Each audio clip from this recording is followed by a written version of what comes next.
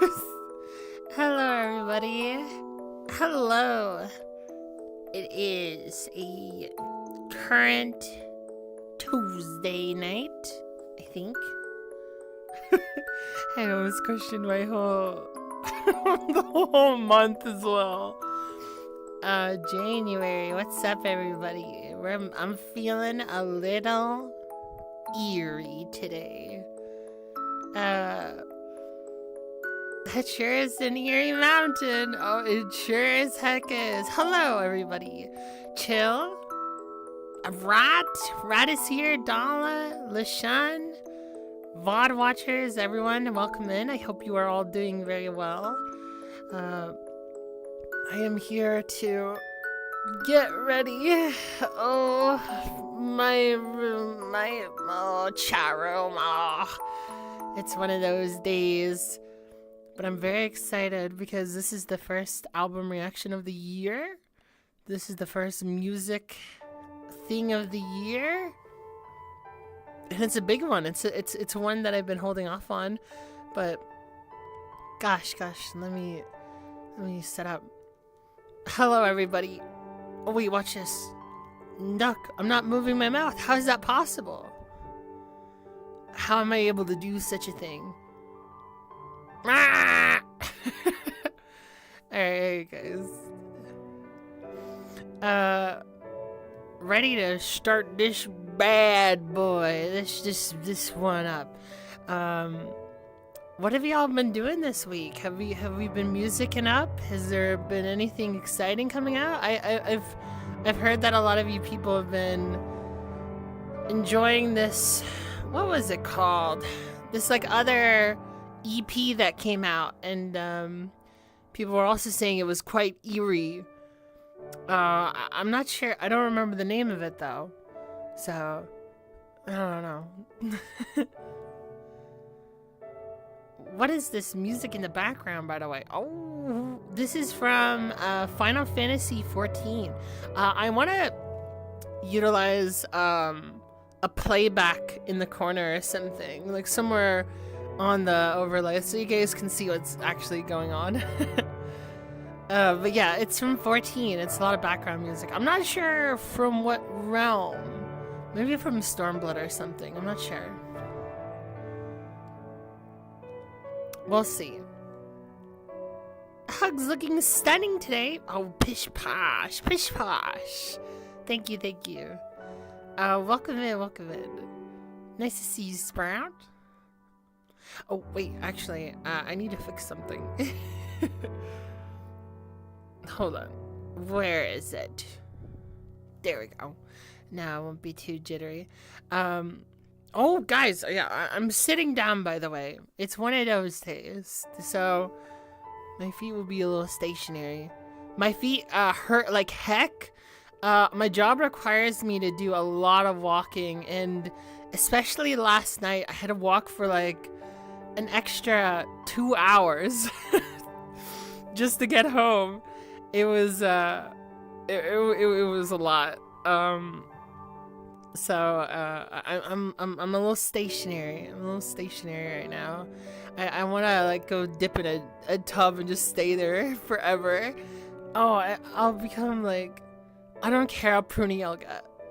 I don't give a fuck. I just want to become absoluted. I would like to become something new. I just hurt really bad. You listened to the MKG album. Oh, interesting. I hope you really enjoyed it, Rat. I've heard good things about it. Or have I even listened to it? Gosh, I'm one of those people now. Yeah, the Ethel Cain record, or oh, sorry, not record, EP. Chill. That's the one. That's the one. That is indeed the one. I just finished watching another stream. You're cheating? You can't cheat on me, chat. You're not supposed to watch any other VTubers or anybody else. I'm right here. If you're bored, you gotta rewatch everything. Oh, this is fucked up from one of my own mods. How could you? Origami, thank you for the follow, by the way. You're right up there. You're right up there. I see you. Sorry, there's no alerts on when it comes to the music stream, so I've silenced your lovely, ear piercing voice when the follow alert happens. You have a job? I thought you were a cute anime girl stuck in my phone. I'm working right now, so I can't really answer that. Oh, you know, honestly, I wish I was just a cute anime girl. Yeah, but, you know, duty calls. I have to be a cleaning woman. You guys, I made this post a while ago, and some of y'all like just thought I was being like, I was just like goon materialing, okay? I was not. I actually am a cleaning lady. I've made that perfectly clear. That's actually my job. The maid outfit's real. You guys don't believe a single word I say. What the heck is up with that? Jeez, come on, guys. Well, would I lie to you? Yeah. Besides that, I'm not gonna. That hydrate was so loud, rat. I don't know if I'll ever add that back. I don't think I'll ever do that. All for me to drink water. Although it was like a dinner bell. It was like so incessant. Did you guys ever have dinner bells? And is anybody old enough in my chat to like know what those are? It's basically like when you lived on like a farm and they would have bells and dinner ready. If any of you guys know what that is, maybe that's like a country bumpkin kind of lifestyle. I'm not sure.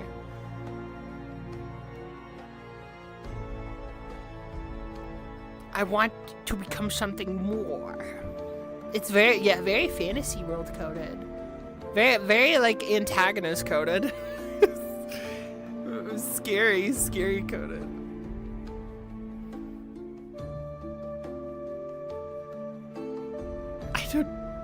Do I want to know what goon materialing is? I don't know. Like I just put instead a really innocent maid outfit on Blue Sky, and that was it. Okay. Like sure my titties were more out, but like who cares? Okay. The fuck. I'm trying to clean. It is important, though. It is important, LaShawn. It's true. Animals will come to bells. No, it wasn't just animals. Although humans are animals.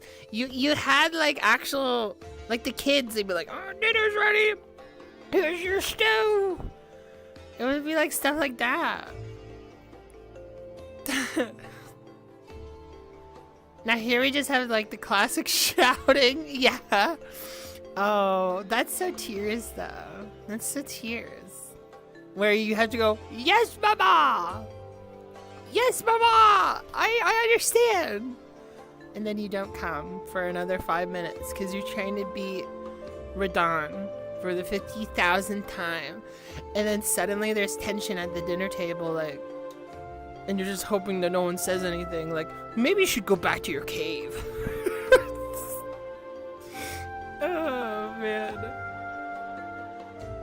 Hello, Coda, my favorite VTuber. Oh, Pish Posh, Pish Posh. Welcome in, welcome in. No, yeah, meats actually exist. It's a real job. It's a real job. And it pays very well, too. It's a real thing.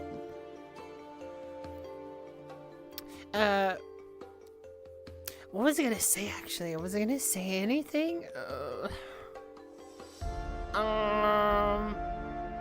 No. Oh, I guess I could say the sun stream, because some people take issue with the fact that this is supposed to be a reaction to Mount Eerie, but we haven't started yet. But you know, let me just pour some more gasoline onto the fire. I made an announcement in my Discord. I might be streaming Umineko soon.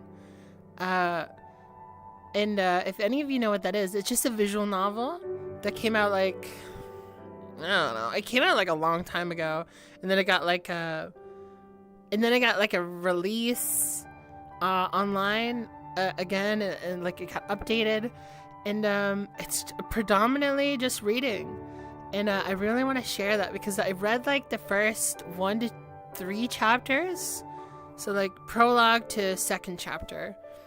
And I loved it a lot. I was like, man, this is so awesome. And nowadays, it's really hard to enjoy anything just by myself. Like, I don't, like, it's like kind of one of some of the reasons why I streamed is just because, like, I just want to share it, right? It's so difficult to just, like, not want to yap about the thing that I'm experiencing as it's happening. So my whole thing is I want to do an Umineko stream and see how it goes. If nobody shows up, that's fine. But I think it might do me good. It might be fun. Maybe people like it. I don't know. Like, I'm willing to test run it and then see how it goes.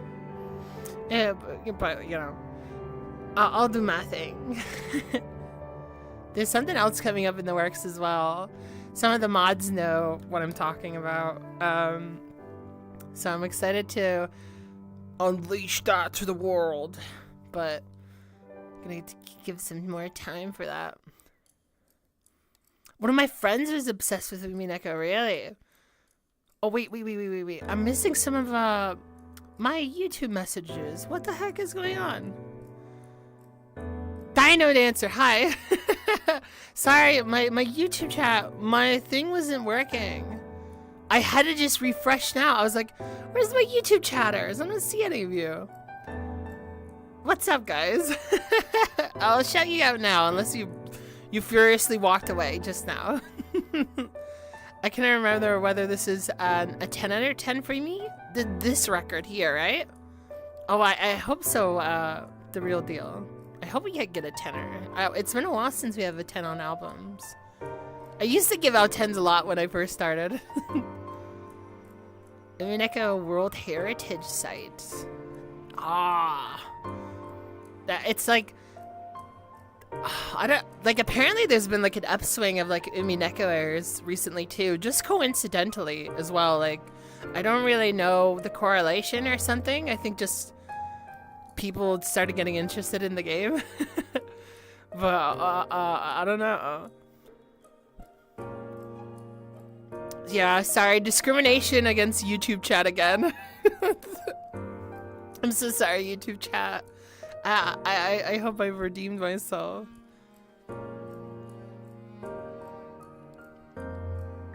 I love the microphones. Okay, we got some enthusiasm. I hope I love this too. I'll tell you right now, again, for some people who don't know, because, you know, you're not all plugged into the internet like I am. You know, most creators, I'm like, oh, do they have an annual list? Do they have like a album of the year? On my album of the year, The Glow Part 2 is one of my favorite records of all time. We're talking at least like top 10 something. So I'm not shy to the microphones. This is actually something that maybe I should discuss right now. But guys, yeah, I've listened to The Glow Part 2, and I've also listened to the artist Mount Eerie, Mr. Phil Elverum, in his solo project, for A Crow That Looked at Me. But other than that, I haven't experienced the rest of their discog, and like, apparently the progression is very important. I was thinking about it a lot, where I was like, oh, a lot of people really like this new Mount Eerie. Do I listen to it?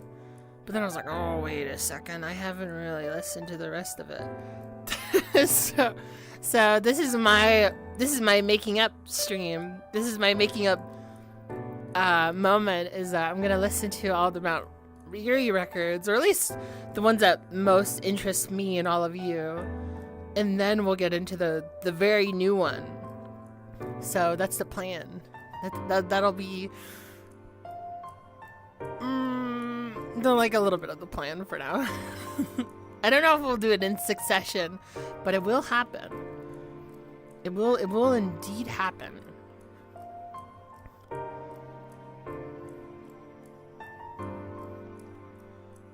I looked it up. Umineko related to the Higurashi series? You know more than me. I know nothing about Umineko except that somebody... something Beatrice, greatest of all time. That's all I know. Wait, 40 minutes, 5 tracks? Yes. Yeah, one of the tracks is like 12 minutes long for this record. Ooh, or 17? Shit, I don't know. Here, actually, let me set this up real quick so I can see you guys a lot better. Oh wait, let me put this in. I have a whole setup. You guys are gonna hear my clicking. Beep, beep, beep. And then this, and then I can see you chat, and you'll be right here. Okay, good.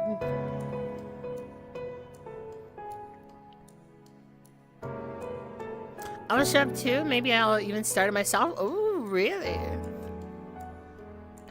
Guys, yeah, if you guys want to start Umineko before I get into it, like, that's cool too.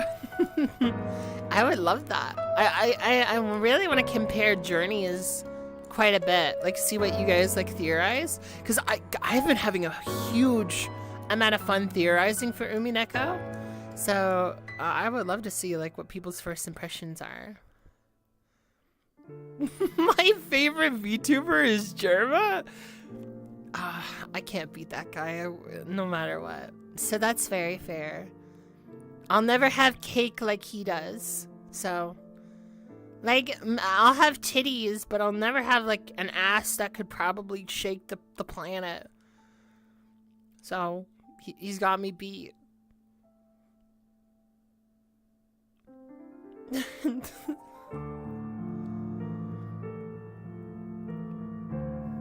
I listened to this album, like, once years ago. Ooh. We'll see how it goes. We'll see how it goes.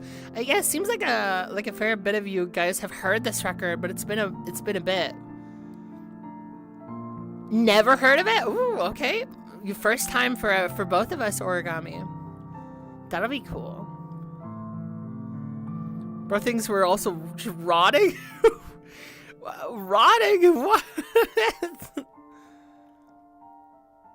Ooh, oh, I was making an UNESCO joke. Oh, an UNESCO joke. There's a roof that it's going over right now. I do not understand. I never really got the Glow Part 2, but I absolutely love Night Palace. Oh, okay. Glow Part 2? Really? You never got it? Oh, man, that's like a profound record to me. I really love that one. Like, meta-narratively, too, I think it's just kind of beautiful. It's one of my, like, favorite meta-narrative albums, I think.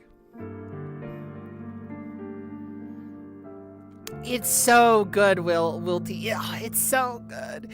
I remember what that record taught me, and like, it's just like the coolest thing about the Glow Part 2 is that it's easily just like an album that's like one chord progression, the entire album, but just like the tempo changes, the texture, the range and dynamics, and like the instrumental variety, the palette, the little syncopations, like, dude, like the entire production is such a creative, mind-bending experience. It's just so cool. Like, I never really thought about like voices being suppressed in the mix until that record. It was so good.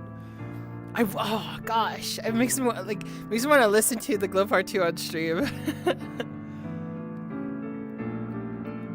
Oh yes, oh that's like There's so many lines, the real deal, like in the Glow Part 2, that's just so rich and so intoxicating. Because like a lot of the perspective is like from kind of like not intoxicated in the alcoholic sense, but like this very like idealistic sense. The blood flows harshly. Oh God.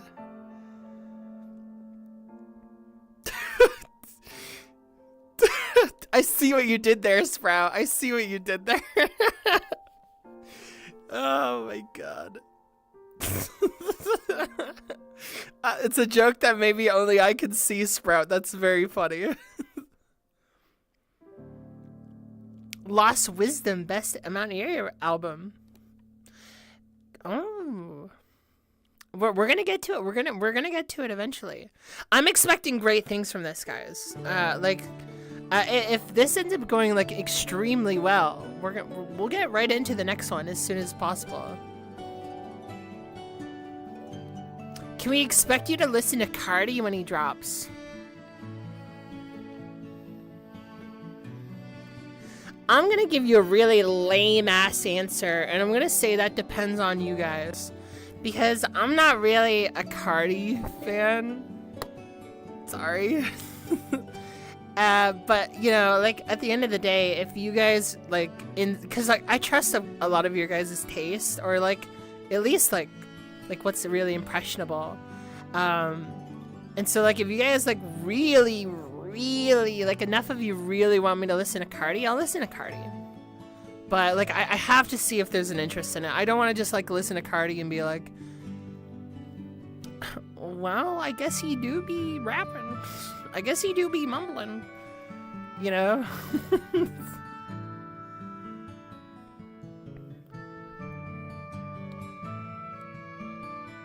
Don't jump on my bed! Oh my God, there's like a drama going on.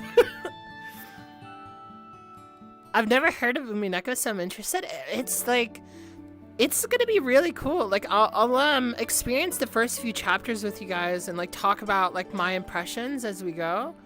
As well as like see if I can get into anything else that would be cool on like reread. But yeah, I hope you guys like the Umineko stuff. It won't be as like frequent because I'm just so busy. Like guys, there's just so many things to get to. Like, you know, I'm still working on the end of the year list. Well, not like the list, but the presentation for it, because I really want to make it good.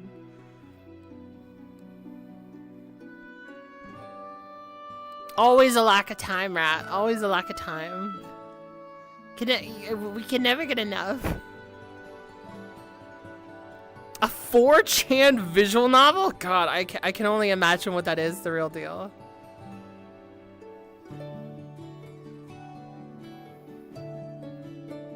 I also highly suggest listening to Now Only, especially with the context of A Crow Looked at Me. It's almost a sequel. Really? This record? This record? Or Night Palace? I'm playing a little catch-up right now. Catch-up. I don't like ketchup like that. Guys, I don't know about you. Do you guys like This is such a streamer moment, guys. You guys like ketchup? I'll tell you guys right now, I think ketchup is mid as hell. And like not only is it mid, I think it's like borderline bad. Like I feel like I gotten to a point in my life where I used to ketchup, and now I almost never ketchup. I'm like, this is gross. It's like the weirdest watered down I don't even know how to call it. It has this like weird texture to it, and I hate it. It doesn't even feel real. Like it doesn't feel like a real condiment. It's such a disgusting feeling. I can't stand it. I don't know. I'll take mustard any day. Mustard's top tier. Okay, Rat. It sounds very promising. It's okay if you're not Hugs. You won't drop the century anyways? Oh, okay. Okay. I honestly thought that there was like something coming up. I thought Cardi was gonna unleash something and you guys were anticipating it. Oh, I see, Rat. Very interesting. Ketchup is bad? Ketchup is fine, but I'd rather have other condiment. Yeah, exactly. Like, I don't think like... Okay, no, I did say ketchup is bad sometimes. Obviously, like, there's different brands of ketchup, right? Like what is it? The most popular one is like Heinz or something. But even like the best ketchup just sound like... At best ketchup is like a 6. Maybe like a 5. At the absolute best, if I'm being most charitable. Ketchup on occasion, you know, it's kind of like you go back to it like an ex-girlfriend or like an ex-boyfriend and you're like, oh, I wonder if they're okay. And then you're like, oh, I guess you're doing better now. But I don't know if I'd want to stay either.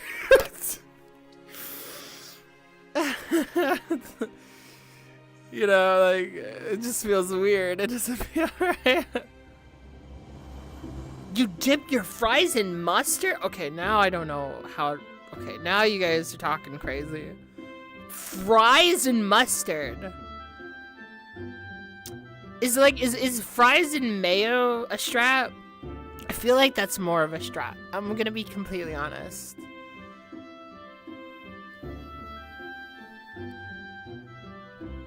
I usually prefer not to have it. Yeah, it's like completely off the list now. Like, why would it get this? Why? Like, why? Someone give me like an explanation why ketchup is good. Ketchup's good on hash browns, for example. You just had to sound correct, didn't you? On hash browns? I don't know. Hash browns are good by themselves. You don't need to put this like weird gunk on it. I don't know.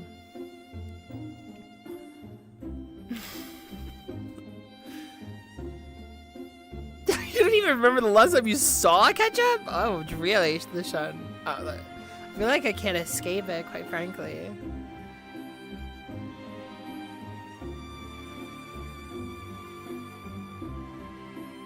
A sugar-free organic stuff and it's 9? Oh, interesting. An organic ketchup sounds... I don't know. Like, I understand, like, tomatoes are involved, right? But, like, even then, I don't know. I'm like a pessimist now. Like, I just assume it's all bad.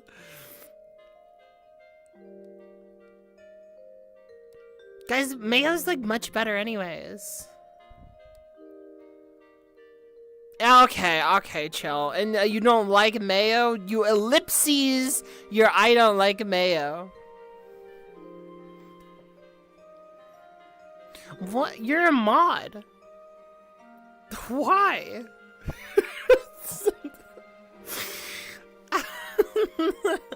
Okay, to be fair, mayo's overrated at times, alright? Okay? Mayo's a little bit overrated at times. But it's also mayo, bruh! Like, it's not ketchup! It's not literally like water. You want your soggy hash browns? Nuh-uh. I don't like that.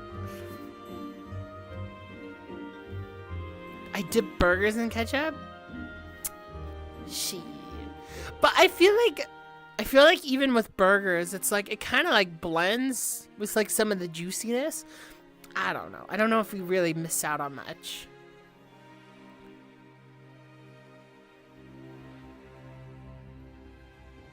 Yeah, like, you know, honestly, Kaibaru, I feel like the novelty of ketchup had its place, but history has changed. And, like, you know, like, we should be progressive here, okay? You know? Down with conservatism! Get unmodded. Mayo is weird. Okay. All right. Ban Sprout for like 5 seconds. No, I'm just kidding.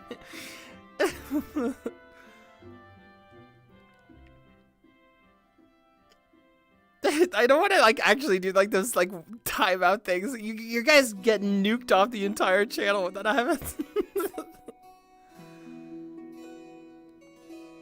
Like people will go back to like chat history and they'll be like, "Wow, Sprout just didn't show up this time." Your like entire message history is gone.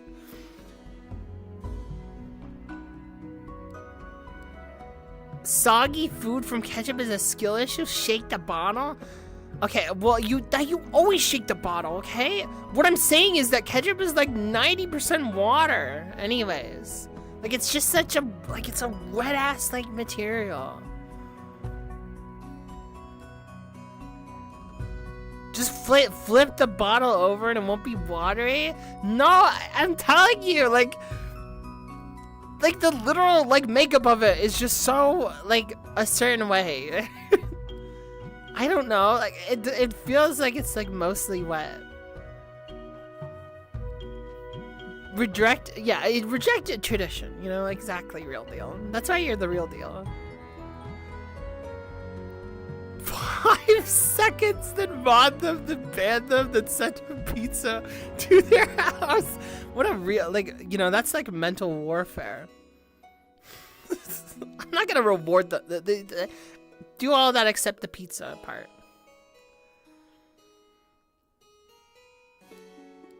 Yeah, like honestly, mayo with hot sauce. Oh my god, oh, it's so good. Oh my god, dude, that's like, see, you're like, why do we have ketchup? Why do we have ketchup? We have ketchup, and then we have mayo with hot sauce. Okay, there's levels to it. Okay, why don't you just get something sweet? It's water. It's water. You put watermelon on your freaking hash browns. Okay. Is watermelon mid now? Okay, well, hold on now. Watermelon's pretty good. Although, like, I'll say, like, watermelon... I haven't had, like, a good watermelon. And, like... Oh, shit, maybe you're right. It's been, like, years since I've had a good watermelon. Well, no, because... Oh shit, I think you're right.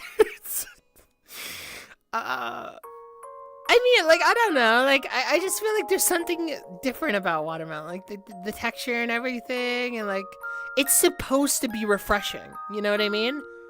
Watermelon, like, you'll eat watermelon, and then, like, you're like, oh, I feel like a waterfall now, like, you're like, completely hydrated. You taste ketchup and you're like, oh wow, I can't wait to get ulcers.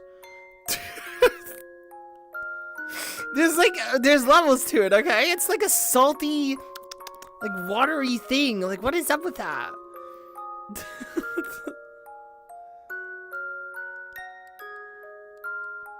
Wait, you find ants in your ketchup bottle? You find ants in there? Wait, where do you live? You find ants in your bottle? Do you eat it? Is this like a trap? Like for flies? like you know, like you put the wrap over the cup. If you guys ever tried that? What? How does that happen? Do you not have a lid? What happened? Oh, there's a lot going on, Cabby. Cabby, are you fucking with me? You have ants in there. Wait, that's crazy. You can't say that. You got ants in your bottle. I'm gonna tell you right now, don't eat that then, alright? Well, are like ants even edible? Don't take anything from me. I'm just a streamer. I'm just innocent, guys. Don't worry.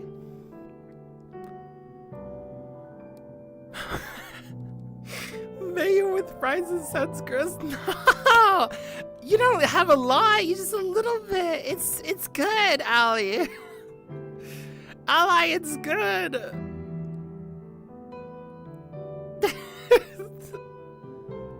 Okay, chill. You're alright. Buffalo sauce is the best, alright? That is totally fine. A food tier list maker? plus the Mount Eerie reaction. Actually, that's how that whole boom of like the tier list maker even started. I'm pretty sure it started with food. If anything, we'd be just honoring tradition. I think that would be fine.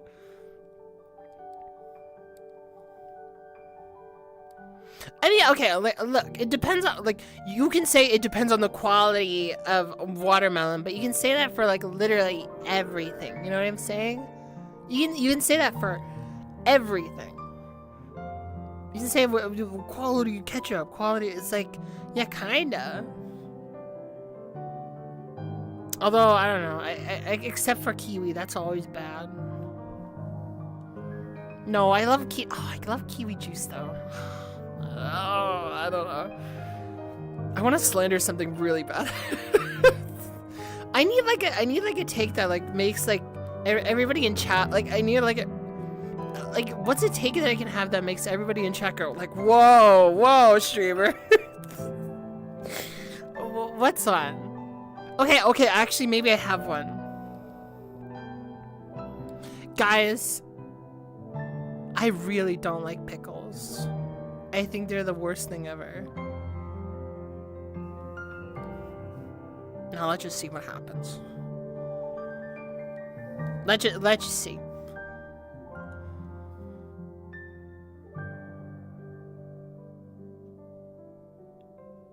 Okay, that's reasonable. Okay. Pickles are alright at best. Extremely reasonable. Where have you guys been? Do you know how long I've been alone?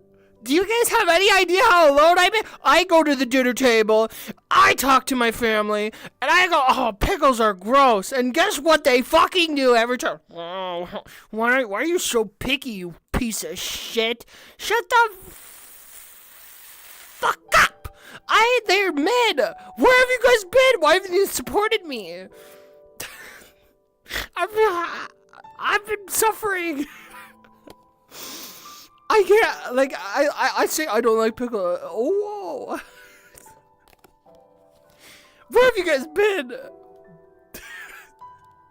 That's like my big, like, I literally thought of it, like, almost, like, immediately, because it's, like, the one thing I get chastised for.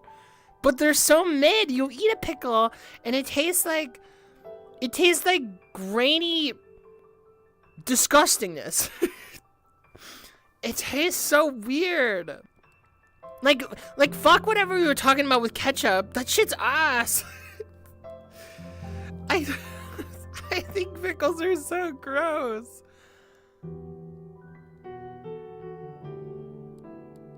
Any old watermelons? Yeah, no, there's a lot of watermelon that's like like kind of soft. Like it's a little bit too soft when you eat it. Like it doesn't have like that. It doesn't need to have crunch. Like watermelon just needs to have this kind of like, you know, like when you eat it, it needs like a little bit of that. But like there's a lot of watermelon you eat and it's just like, and it's like ew. You're like, it's like slime. It is like weird. It is weird how that can happen. No, true, Jack. Sriracha is way better. Normalize sriracha. Oh, sriracha's so good. You guys are more upset about the kiwi slander than the pickle slander. This is crazy. My world is upside down right now. You guys are like, kiwi slander, crazy. Oh my god.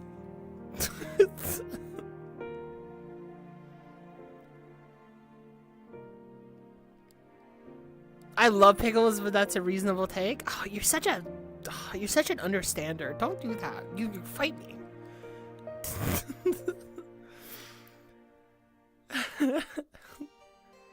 What do I think about deviled eggs? Well, I'm a woman of Christian value, and so I don't eat those. And if you don't eat them, if you don't eat deviled eggs, you're gonna die. You're gonna get smite down, and I'm gonna laugh. They're pretty good though. It's been a while. It's been a while. The last like eggs that I had was like boiled eggs. And like that's like the second step to deviled eggs, I think. Or like the first step to deviled eggs, actually. I think that's more a way to put it. Only eat pickles on burger? Gosh, yeah, I don't know. Have you tried the sriracha ketchup dough?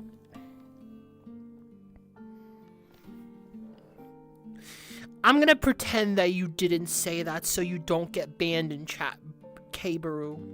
We're gonna move on. The music is on point right now. Oh, man.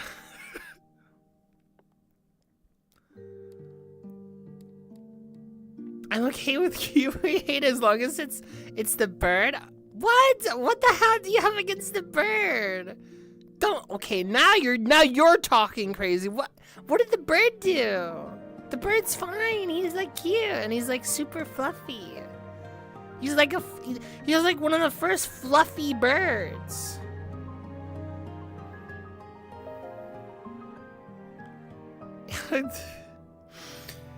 I don't know if I really like it. The sound of it fingers. That's crazy.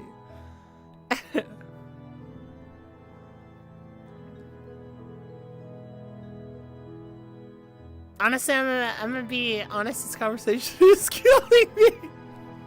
I'm sorry. I'm glad you're enjoying it, Lishun. Yeah, kiwis are so cute. Like, why'd you say that? Are you a contrarian? You're like, oh, guys, Pikachu is mad, guys. Yeah, I know that he's on, like, every single memorabilia, and, like, everybody, like, frame one will be like, oh, it's fucking Pikachu. But, like, me, I'm different. I don't give a fuck. That's what you sound like, you piece of...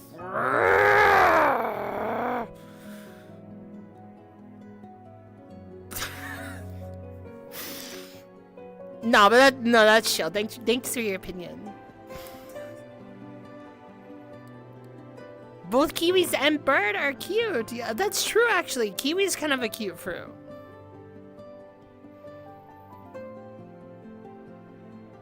Pikachu is mid over Machamp? That little dork? You want the little dork? Dude, who's buying the Machamp? The Machamp fucking memorabilia? Where? That's what I thought. It's the ostrich family, but it's a useless tiny bird. Their eggs are like ostriches. They displace all their internal organs. Well, leave them be. Let them chill. What the hell do you mean? You're just judging them off of their anatomy. You're like, wow, birds be different. This bird be different. Fuck them. Like, what the hell? Leave them alone.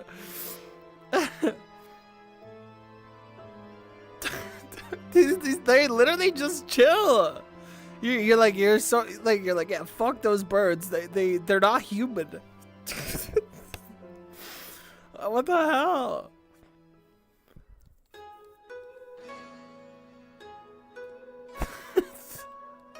What's a really bad... You know what's a really bad fruit? Coconut. It tastes like soap? Coconut tastes like soap? Okay, well, maybe you're cooking with that one. I haven't had, like, a good coconut in my entire life, so I'm not sure. There's something like kind of like there's something kind of like sour, I would say, when it comes to like coconut. Is that me?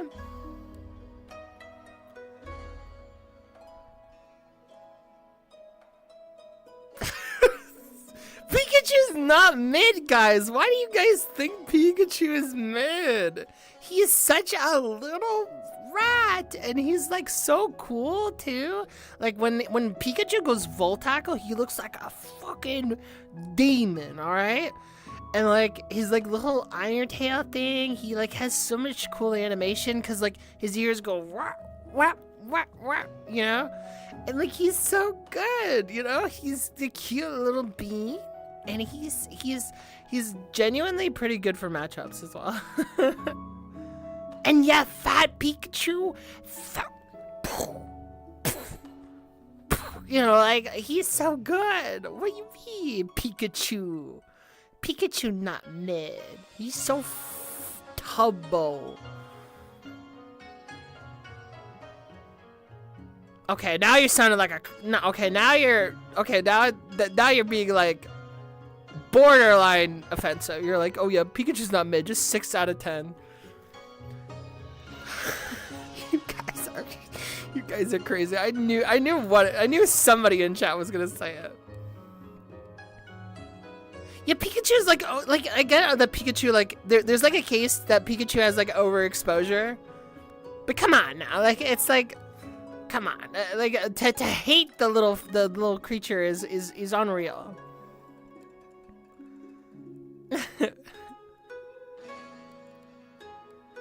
Here's the real definer. What color grapes are you rocking with?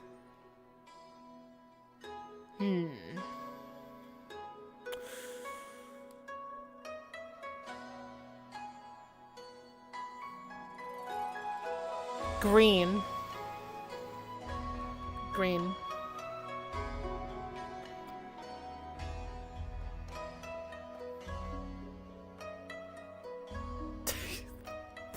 I don't hate him mid. No, I don't hate him, guys. He's just mid, meaning like I like wouldn't care if he died. Like it's not a big deal. Whatever. What the fuck ever. This is messed up.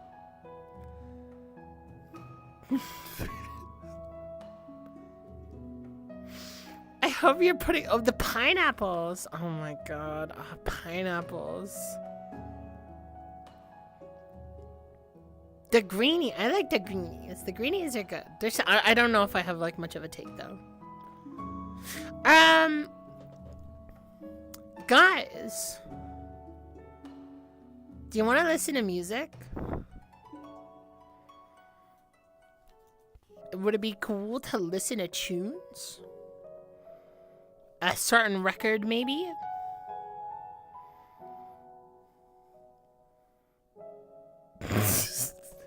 No music, I'm not done.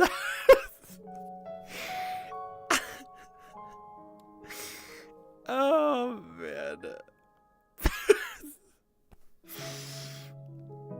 Yes, please. I want to know your thoughts on Pokemon gens. Oh my god. Okay. All right. Let me just say this. What do you want to know about Pokemon gens? Because you can't just say thoughts on Pokemon gens. All right. What do you want?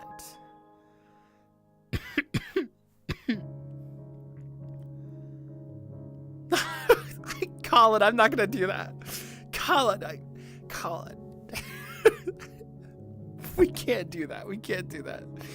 I want to survive this streaming thing. Really trying to end this stream at 7 a.m. Oh my god. Ugh. I mean, honestly, whatever will be, Lashan. What gen has the best designs? Okay, best designs? I think...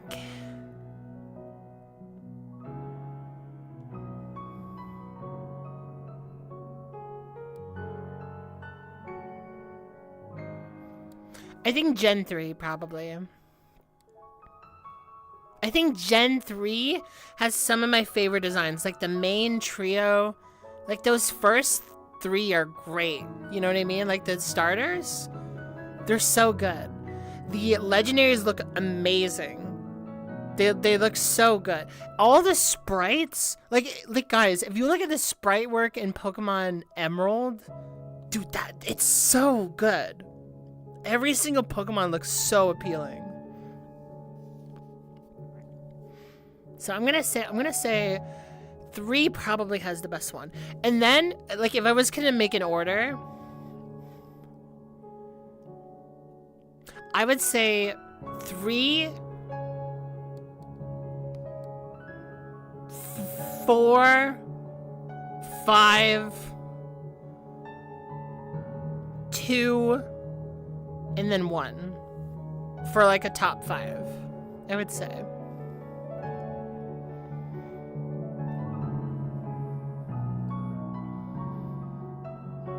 Four over 5? Yeah. I 4 is like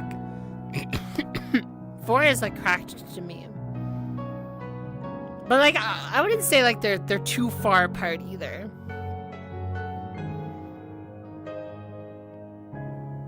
Am I the only one that thinks Gen 7 did the Ultra Beast well? I don't know. I think they're okay. I like the difference. I don't know if it like necessarily executes the best well, like, but it's cool.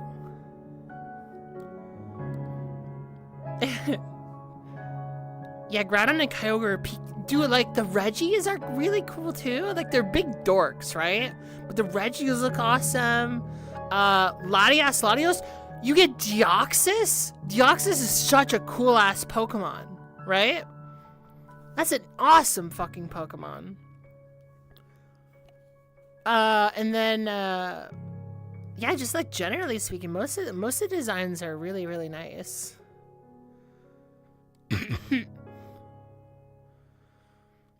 Gen 7 is your personal fave? Okay. Gen 7 is definitely the best 3D designs by far, but nothing compares to the pixel art. Yeah, like, I don't know if I have like a favorite 3D designs. I kind of like just dislike... I kind of just like dislike the direction, but that's probably true. That's probably true. I think Megas are really, really cool as a concept, but they kind of just got away with it. The Megas for Latios and Latias are not really great. I do agree with that. Yeah, the pixel art is like still timeless though. Like that stuff looks amazing. Looks so good.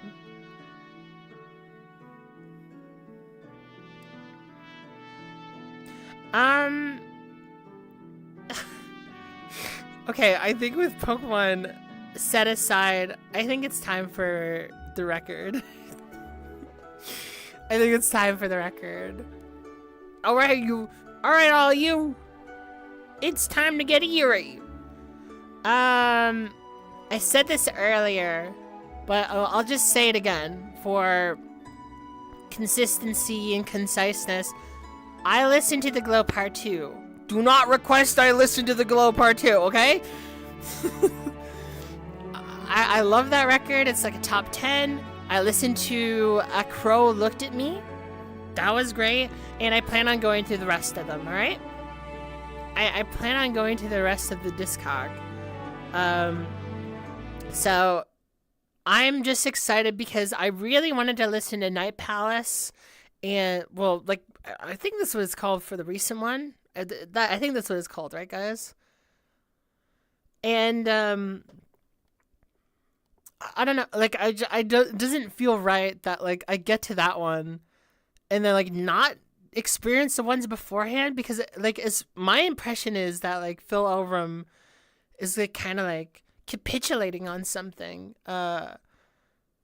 after so long. And like, you know, A Crow Looked at Me, like I had no context for that was even Phil Elverum at that point. I think actually I listened to A Crow Looked at Me before I even listened to the Glow Part 2. because I was just like, I watched like Fantano review it, and I was still like a little Fantano, like, I'll listen to anything you give me, Fantani. And then it was like a 9, and I was like, oh, cool. And then like made me like super emotional. It fucked me up. I was thinking about it like for like basically a solid month about just grief and stuff. Um, and I still think about it now. It's still a very memorable record. But yeah, I have not really experienced anything post or pre Glow Part 2. And not nearly as much. So this is like first impressions of like basically not something that's like in my head such a defined moment of music. Um so we're gonna find out. We're gonna find out how it goes. Um do I actually Oh no, I don't have lyrics up here. Give me a moment, guys. I'm gonna find lyrics real quick. I'm gonna head off screen too, so you guys don't have to look at me being a freak. Hold on. Yes, I love Peachy. What's up? What's going on? Yes, depending on the time zone, depending on the time zone, it's like some of you guys are gonna be able to like show up. Some of you guys are not gonna be able to show up. The microphone's lyrics. Yes, this is what I want. And the first song is called The Sun. All right, let me pull this up here. Come on. Oh, there we go. Oh, come on. Oh, come on, you little freak. Oh my gosh. Hold on. I gotta actually move this. I gotta move this whole setup. When it comes to like my setup, mine wants to fight me as long as fucking possible. I'll say right now, guys. Here, let me actually get on screen for you, so I can like point this out. This right here, this right there, I think this is a pretty cool album art. It's kind of like Oriful, like the black and white looks great. Looks really sick. I look like a YouTuber right now. Look at that. But like yeah, like the skull kind of like being held almost like a baby. Like when I kind of like first glanced at it from afar, instead of like whatever I don't even know whatever skull this is. I first thought it was just like a wrap of a baby, but there's something very delicate about it, There's something very what I would call Hamlet about it. Maybe it has to deal with like death. The very classic like hold the skull thing up.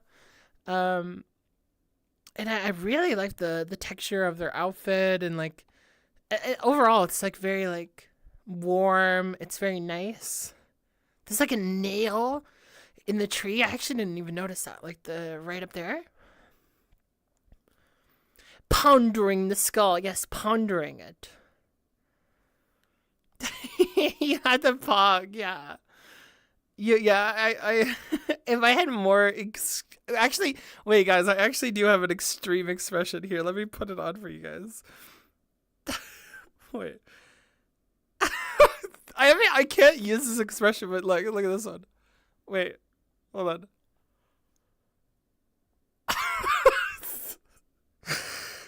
Oh my god. Yeah, like I think it's a cow skull. Yeah, I think it is rat. A horse skull? Is it a horse skull?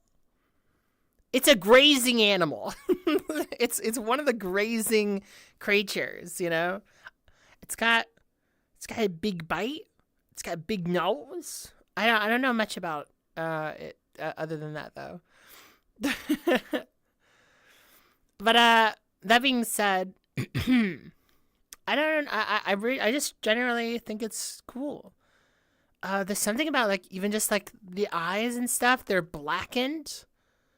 It feels like inherently, even if you took the skull out, the expression itself that this character portrays is very, I don't know, just because of like how it's colored in. Something very weighty about it, something very harrowing about it, you know? Um, and you know, it's not a surprise that like if I was to cross reference, you know, Mr. Phil, at least like from what I've from the even just two records that I experienced, that man seems a little bit like interested in death. It's why the Glow Part 2 even exists. But like I don't know, we'll see. We'll see. It's like I think like I think we'll see if that's even what it's about, but I wouldn't be surprised. I mean, that's like kind of the beauty of his records, is like how he talks about it, um and like it's not even just that like the Glow Part 2 is like about death. It's like it's also about like life. And he sort of expresses like the things that he appreciated and loved and adored so poetically, and like using nature to like really emphasize how broad and big these feelings are. And he does it in a really cool way.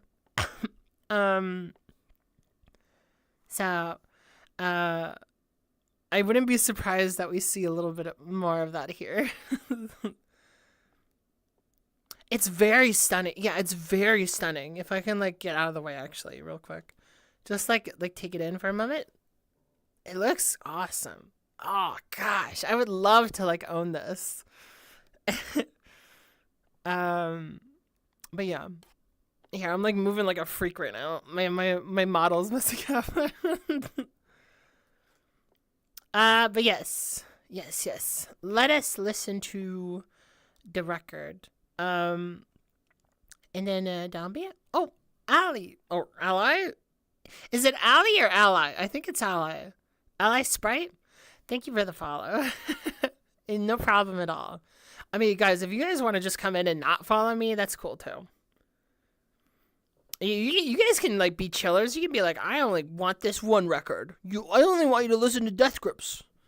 You can do that if you want to. That's fine. Okay, I think we're past the record of reacting. Nope. Let us get into it, guys. We are officially about to start. I have officially now lyrics up, assuming that there is lyrics. Yep. It goes all the way down to only, what is it? 5 songs? So this is the longest one. It is 17 minutes. It's fucking dog's length from Pink Fuck. From Pink Fuck. And yeah, we'll see how it goes. The Ichiko Abba? Oh, I don't know how to say the name. I know what you're talking about though. I can think of the record where like they're swimming. It's underwater. But I think I have listened to that actually. And if I might have unlocked it though because I didn't finish it. Shockingly few lyrics. We'll see. Pink Fuck. Yes. Dark side of the fuck. That's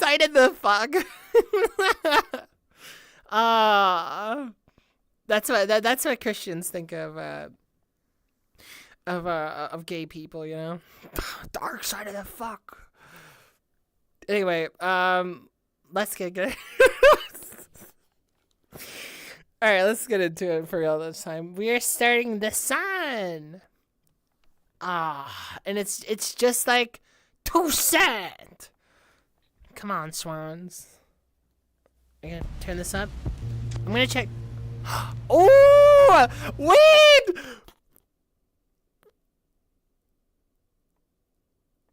Wait, that's the thing. Wait, is this like a continuation or is it like a preempt? It's the fucking boat. Oh, hold on. Oh shit, I had no idea. Is it? Oh.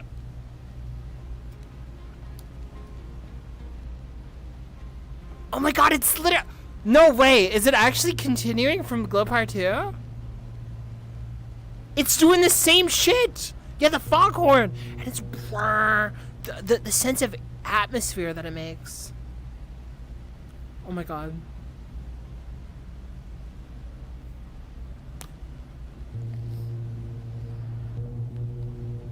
Oh shit, I had no idea that it was gonna continue. Like, it was literally gonna continue. Okay. I already said that. What's gonna happen? There's two horn.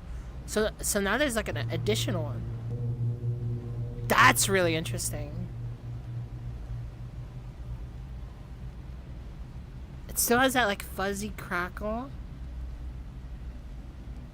Interesting, oh,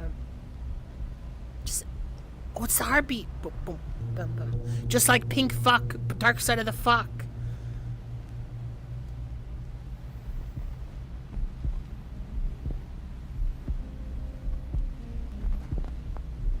Oh, it's the...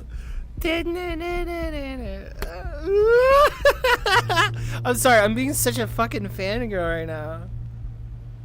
I don't even know why. Is whatever.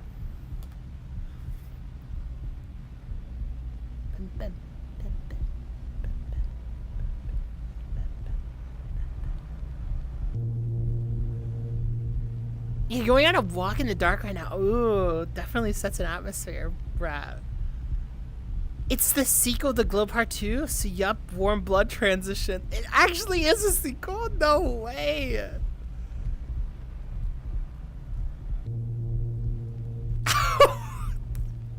What is that word? Can I even say that word? A quink? I don't even know if I can. A quink is crazy.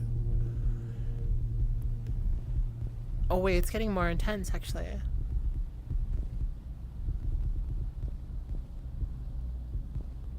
God, I love how the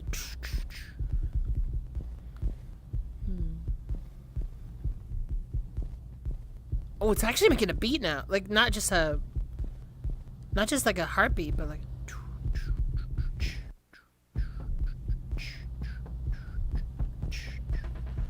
ooh.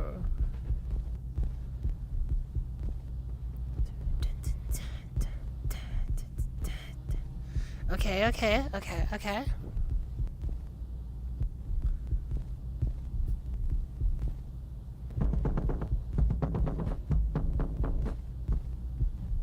The drum, okay. Just a little. I can hear it's rising.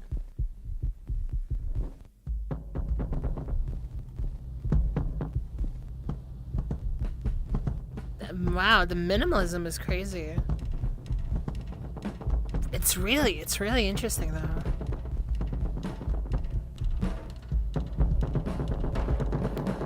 Oh my god.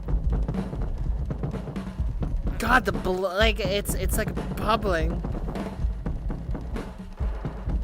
Slowly building, just like that. Like how like the resonant that is, like the drums.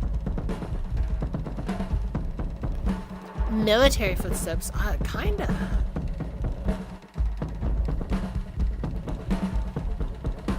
Oh god, God, and then they just take it out, and then it comes back in again. I love these, like the syncopation, and then also just like the ability to withhold for suspension.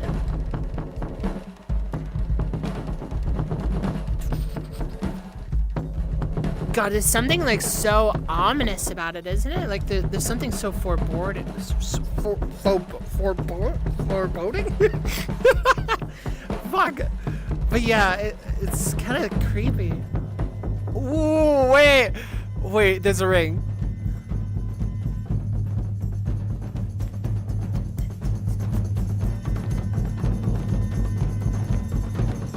Oh shit, okay. The percussion. Ooh, oh my god, hold on.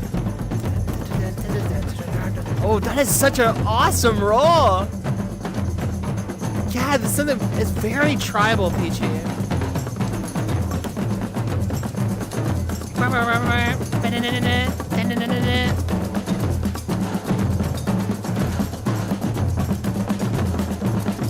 Oh my god, I kind of want to, my feet hurt so bad, I want to stand up right now. Oh my god, my body is like, oh, I feel like I'm being like pushed to the edge right now. Oh man, just like a wave and then it's gone?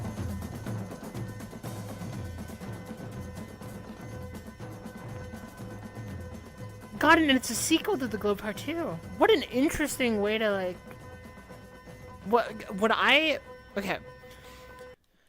I'm gonna say this because I feel like it actually is important for context. Is that like The Glow Part 2... I always saw The Glow Part 2 as this like... It's this kind of like big narrative of like someone who's going through grief and trying to move on, and also like, you know, simultaneously cherishing the things that was like good about like the life that they had, right? And one of the first lines off the record is like, I had to accept that I'm still living, you know? And that's like a thing that happens with Warm Blood, is that they realize that they're still alive.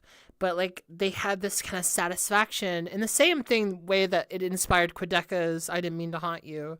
It's just like being able to vent and like get out there this scenario of death that you're imagining. But then you realize that like you are still here, you know, and then you realize what you would lose, you would realize what you could do. And you try to like basically creatively hyperbole yourself, like hypothesize yourself, you know? And the very end is like them walking off into the next journey that they're willing to take. That like, you know, like I knew it would be Mount Eerie, but I didn't know it was going to be like literally direct sequel. Like they literally transitioned to Warm Blood and then come into here. And so like now there's this like moment of still the thumping heart. They're still alive as much as like maybe they didn't want to be.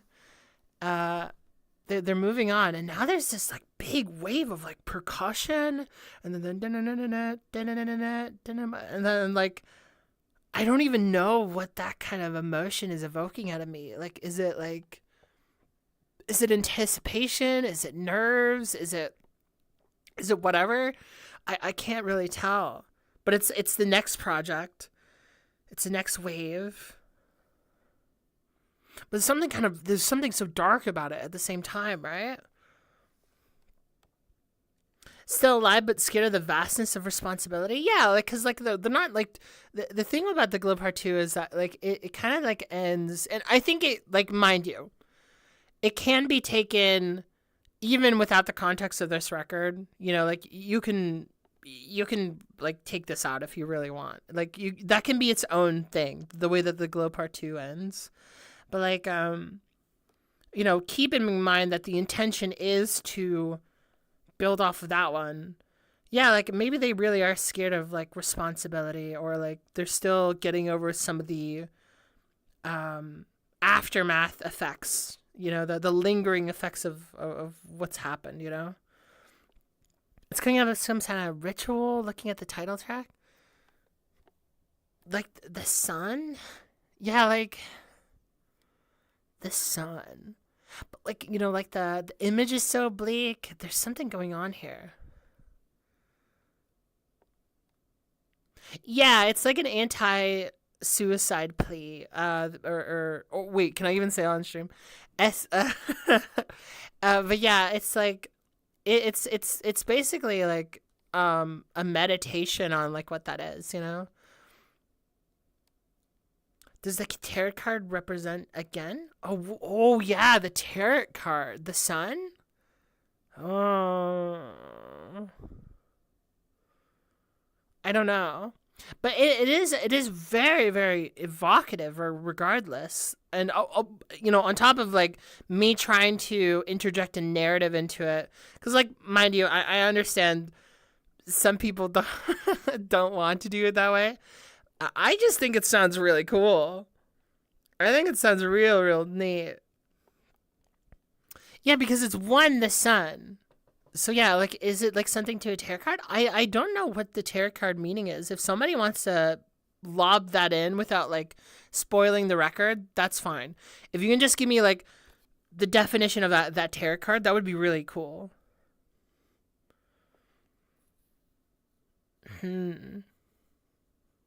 Gosh, very very cool. But like I just want to basically explain that just so you guys know what I'm thinking is that like my mind is bubbling right now knowing that this is like a jump off of such an like amazing ending from the part like Glow Part 2. Oh, okay, here we got a definition. The sun card represents fulfillment and warmth. It's a really positive card and one of major arcana. I mean, yeah, like I was thinking like that the sun is something, you know, it's the sun, it's warm. But fulfillment. So are they fulfilled? Is the sun an ironic name? It's definitely playing on the name the Glow Part 2, like you know the light, right? So it's also like perfectly bridging that kind of like, you know, light then sun. Also truth and revelation. Ah. It also is truth and revelation. Resolution. Oh, resolution. Okay. Okay. Interesting enough then. Okay. To have the resolution in the beginning. Okay. Okay, let's keep going. Let's keep going. I'm gonna put it back a little bit too.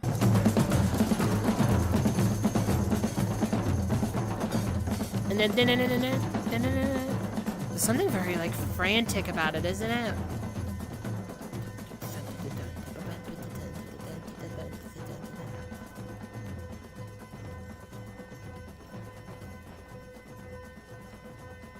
I have not played Persona 3 yet, so I don't understand the reference, but I bet you're cooking. Real deal.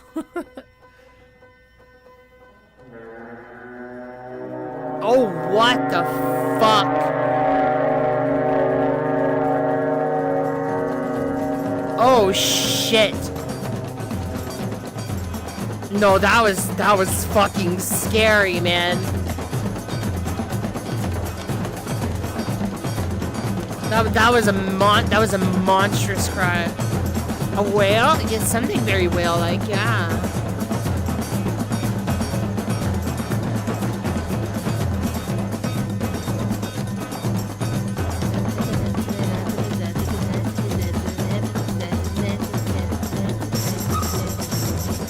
Oh my god, the squeal? Dude, this is crazy. This is, like, I really appreciate how much variety in the texture is going on. So many like genuinely interesting sonic choices that just like completely transports me and like adds a nuance to.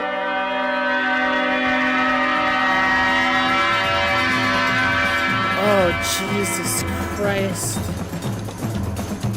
That is okay. That is not a sun. That is a black sun.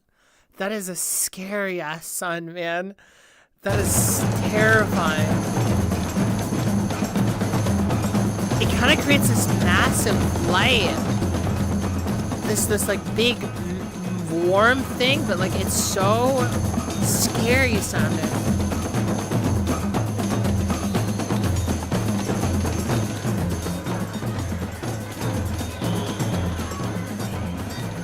Oh my god, what the fuck is going on here?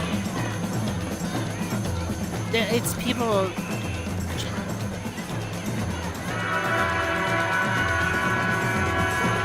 Yeah, you know what? Honestly, LaShawn, it is kind of like the lighthouse. Like the movie The Lighthouse. I don't even think you meant that, but like that's exactly what I was thinking. Oh, holy fuck, this is crazy.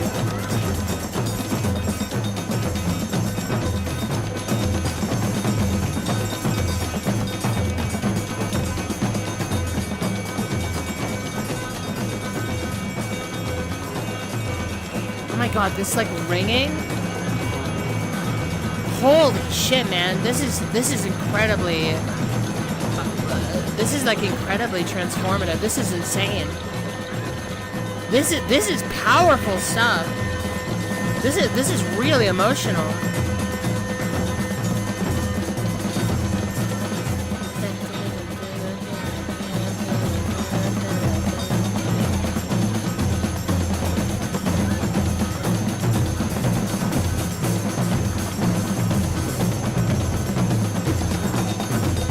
Oh my god, this is... God, I feel like my body is rumbling right now.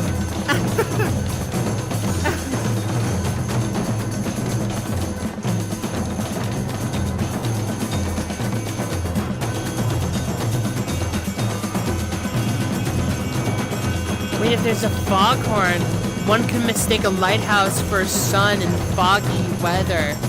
Oh my god. That's a crazy thing to think about.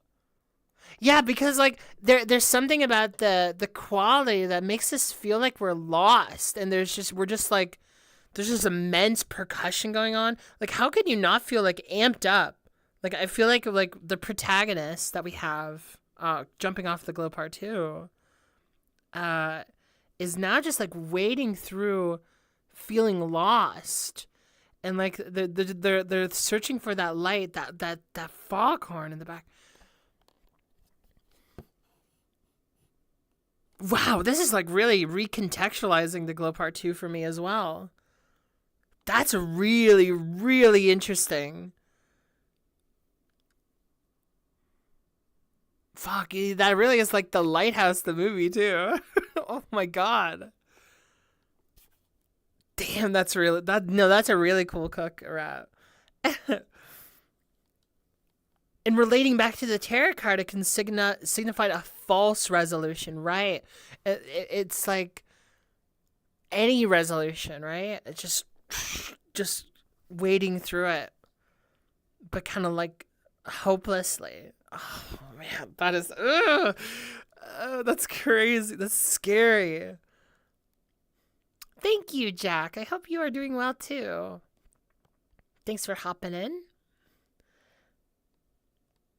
The surround sound, it's like immersive as hell. Yeah, it's very immersive. That was like one of the things that like I described the glow part 2 is that like every single thing it does is just like rattling and visceral. Like you immediately get sucked into how like overwhelming the music is, but like not like saturated it is. It's not just like formless. It's like incredibly like pounding, incredibly like ripping. It's crazy. It's really good. Oh, nice, Jack. I would love to see your sketch, by the way. I hope you're having a good draw. Yeah, the false warmth, the false fulfillment. Yeah, exactly. Psychedelic, but in a different way. You know, yeah. Well, like, you know, like I talk to people a lot, and like I'm not actually bashing people who do this, but like, I've always had people tell me when listening to something that they're just like, okay, but have you listened to it high? And I'm just like, why? Like, why do I need to be high, man? Like, like, the music that I listen to, it makes it feel like I'm already just somewhere else, you know? Like I feel like I'm already taking my little I'm taking my trip every time I listen to stuff like this, you know? It's just it already does that. It's so crazy.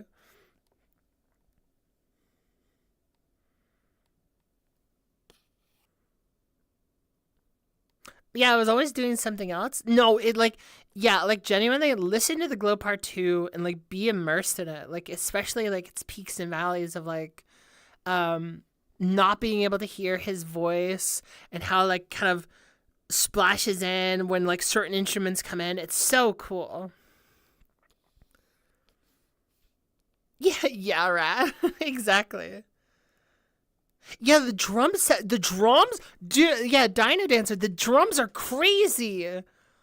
Like I'm talking about like a lot of the emotions that like it's like obviously like evoking out of me, but like that to actually like maintain that and like this entire beat, it sounds so fucking cool. It's so well done. It's like really technically sharp.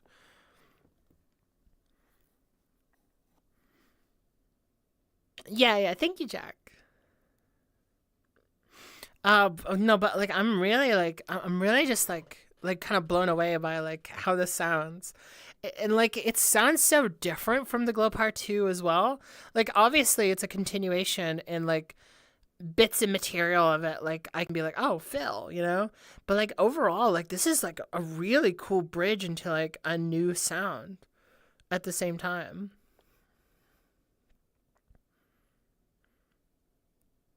Yeah, waking isn't sleeping.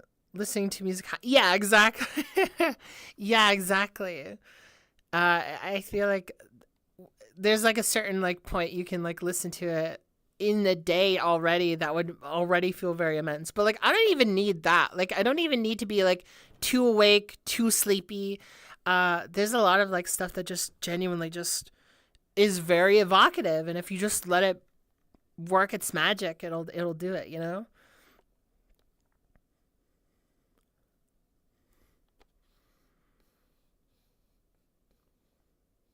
Really? Yeah, it was. He said that it was difficult to construct that section. I can. Oh, I can imagine.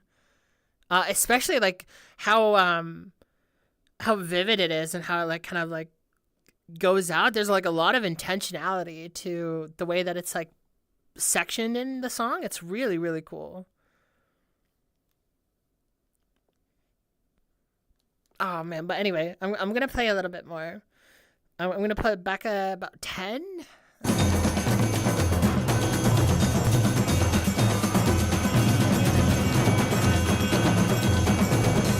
Oh my god, that's so cool. When was this album released? 2003, by the way. This one.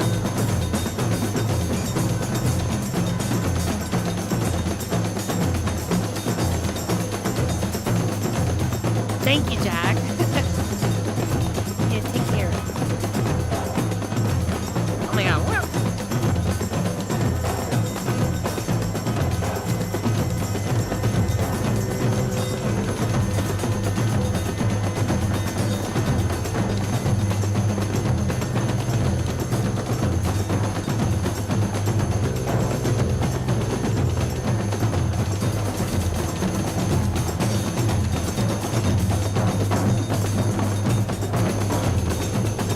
Wow, this is crazy ass fucking timbre. Me Oh, Phil. waving my handkerchief on the shore. Oh, she is. Look at. See my arm raised high.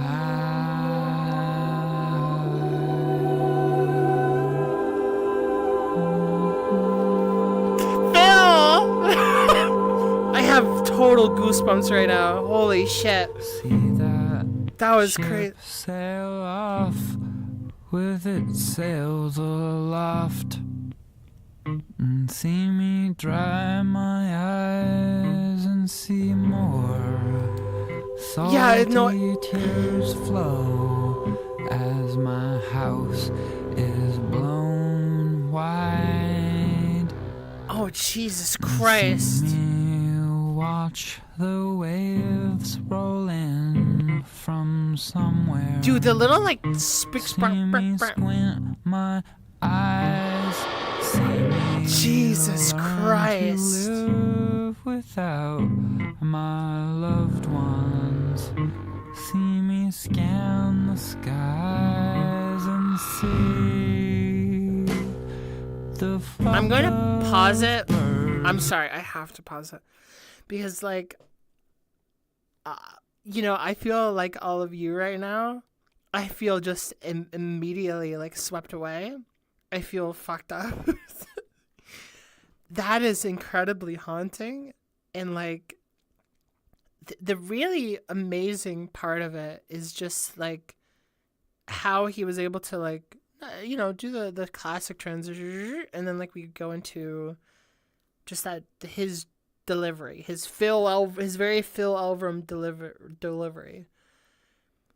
And there's just these little, I'm going to call them sparks of emotion, of like underlying or rather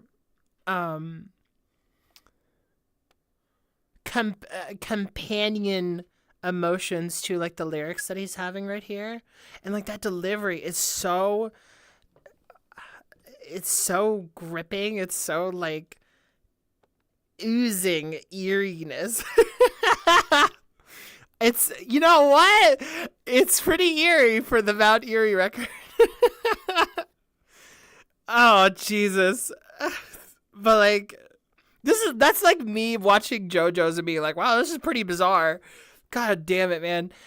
It's like, but genuinely, it's just like there's these little bits of animation, a musical embellishment that further emphasize what's going on, and it's so fucking cool, and it's so like uncompromising, like it's so easy to make moments like this and be like, to put too much into the track, but the fact that he like stops, it's like it's out of sync. And I feel that like sense of, I guess, shifting emotion and like that, like this lack of like, place that they're able to stand on, this lack of like knowing where you are just by like how it sounds, and like this moment alone, not even mentioning the drums fills coming in and then the beat before, like, God, Jesus Christ, man, that is I don't know, that is crazy as sound making, man. That's crazy production. Yeah, the raise your oh my God, rap, when the raise your hand came up, that like, and then there's like this big swell as soon as he said it too, and it was fucking horrifying. Yeah, it's trying to sound desperately unaffected. Yeah, 100%. It's like, it sounds like hope, because like, like Phil is a very spiritual guy, right? And like, just like how he focuses on even the little things, like that's like even raising his hand has so much weight to it. Like the way that the music like swells and hits makes it feel like this one single gesture is so much bigger than the entire universe, I want to hear it again. Is it this part? This is the most replayed part. This is crazy. Hold on. Let me pull it back. Wait. It is Phil. It is Phil. Okay. I'm sorry. God, like my mind was completely locked out. I was like, I was completely fucked up by that. And like, mind you, I would have 100% liked to just like zone out at the same time, but I need to talk about it. I'm gonna lose it. I'm gonna lose it.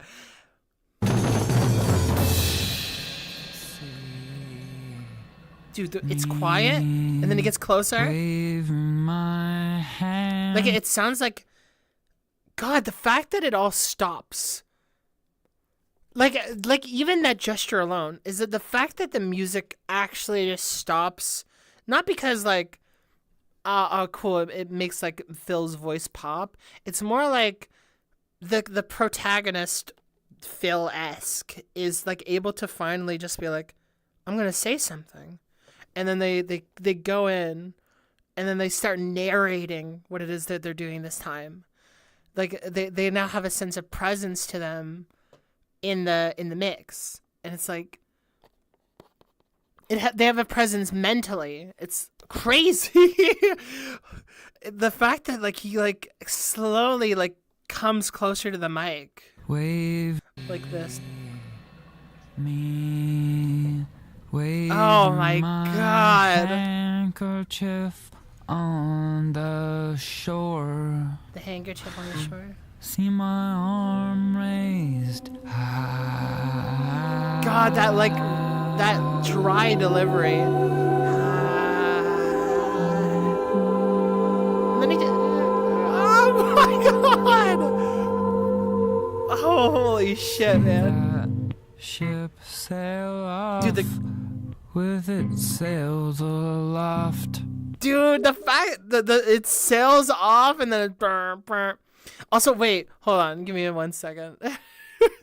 Yeah, I gotta go over here. Someone's messaging me. my very good friend, but I don't want to out them.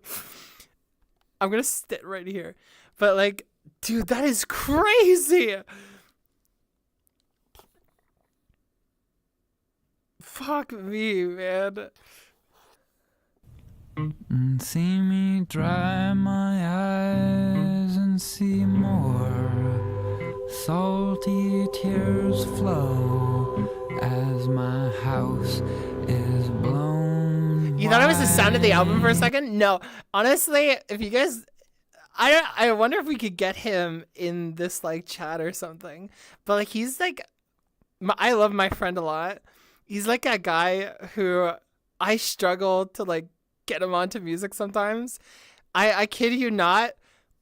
I showed him To Pimp a Butterfly by Kendrick Lamar, and to this day I'll never forget, he listened to like at least 5 songs and he just said, "Where's the melody?"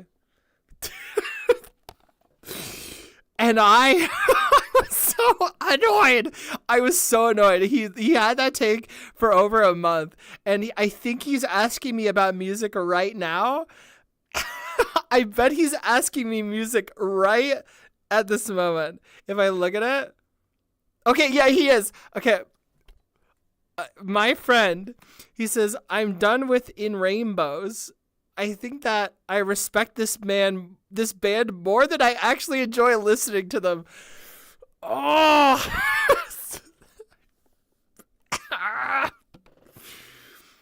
You know what? That's fine. That's fine. You know what? He at least said he respected it. He respected In Rainbows. And, that's fair. Like, Radiohead's not for everybody.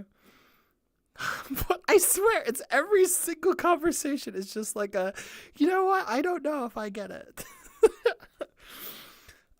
God damn it.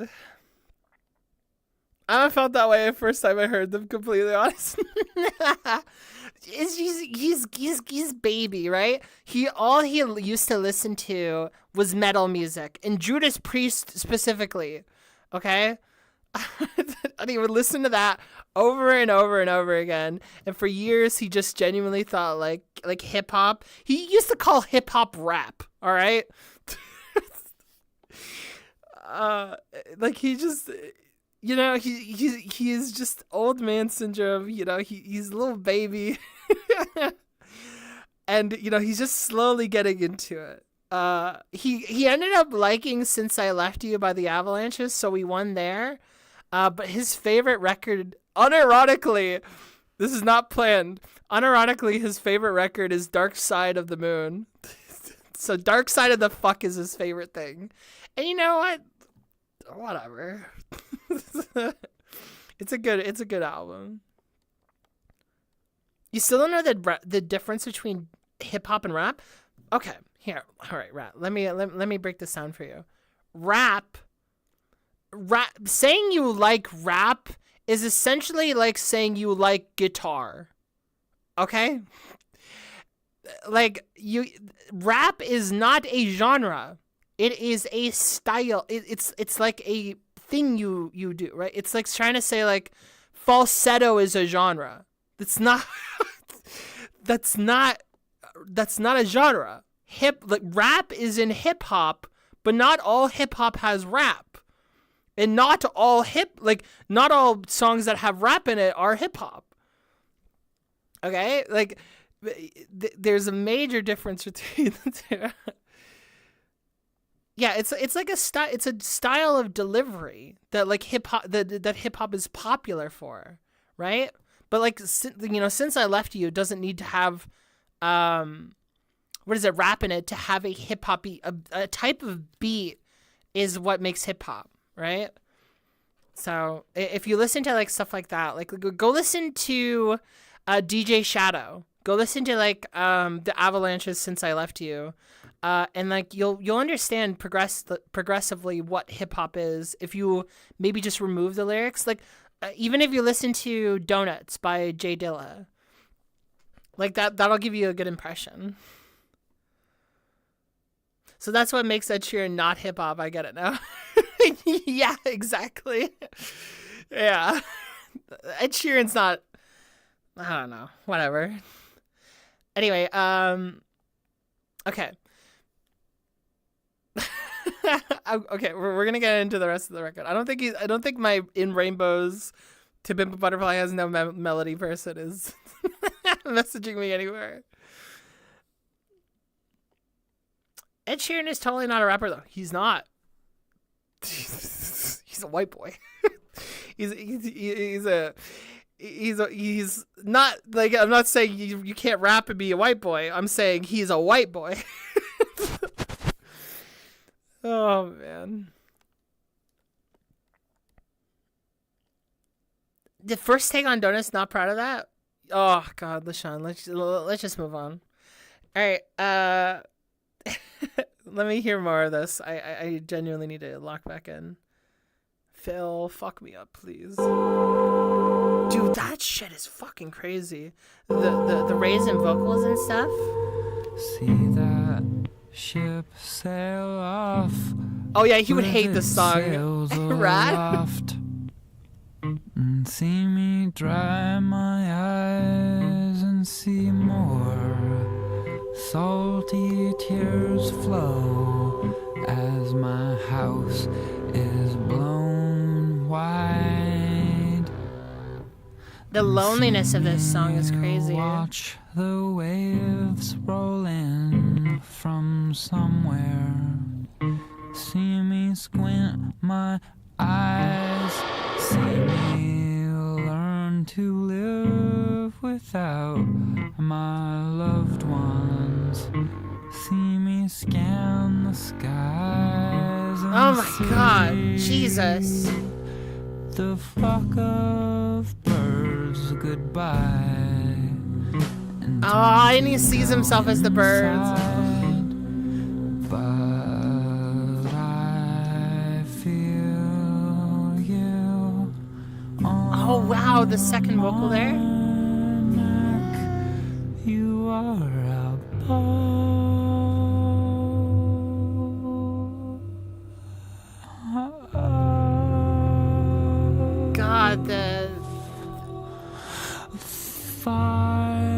God, this like very intimate singing is unnerving. Oh, the growl and like the trudge, it's just dripping in like this demonic ooze, and like the little glitchy thing, like no part of the beat can stay consistent. It can't. It's like the beat sounds like it's trying to live. You know, like Phil is just dying, man.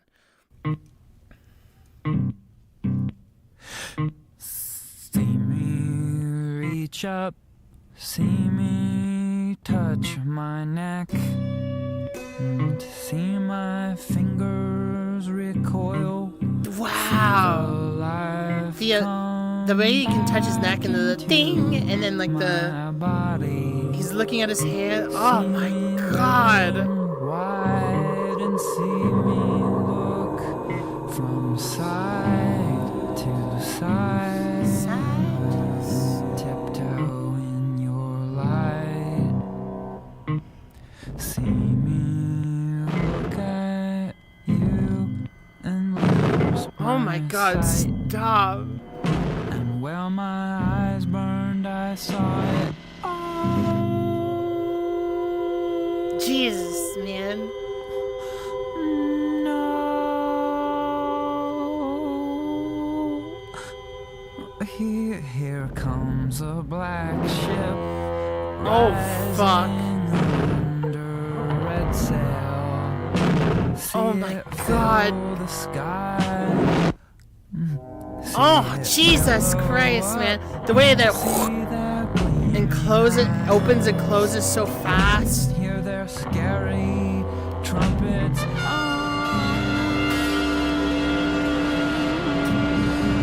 Holy shit, man. This is crazy. The false light, man. The false light. See me run in terror for the mountain. See me scramble high. Oh man, he's running. See me burned and blind. And but it's still in narration mode. Like we're only hearing the beginning of it. See me sprawled out. See me crawl and whine. See me search for signs. Oh no! And I see you, weird and high. You are Stop.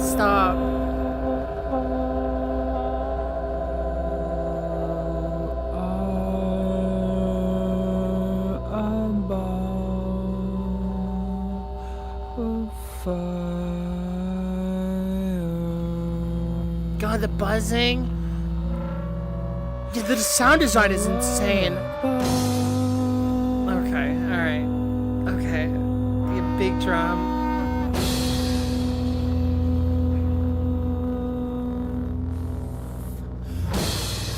Jesus.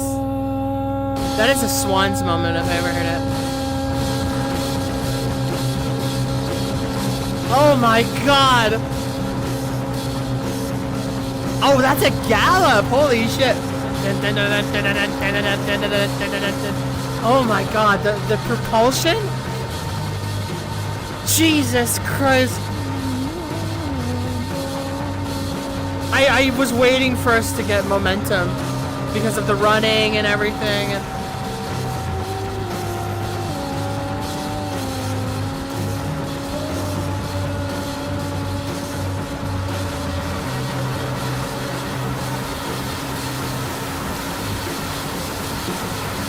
oh my god, stop! Stop!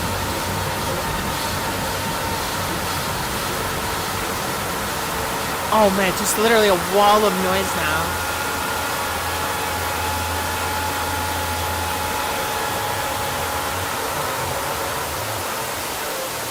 Stop! Stop!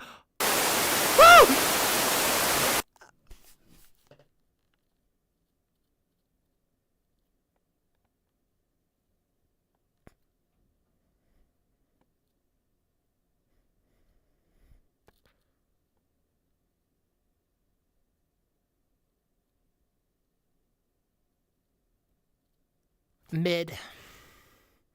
Mid Eerie.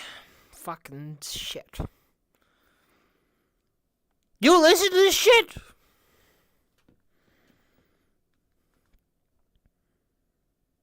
It feels like he's running through a burning, crumbling village. Just like everything like turning to dust, man.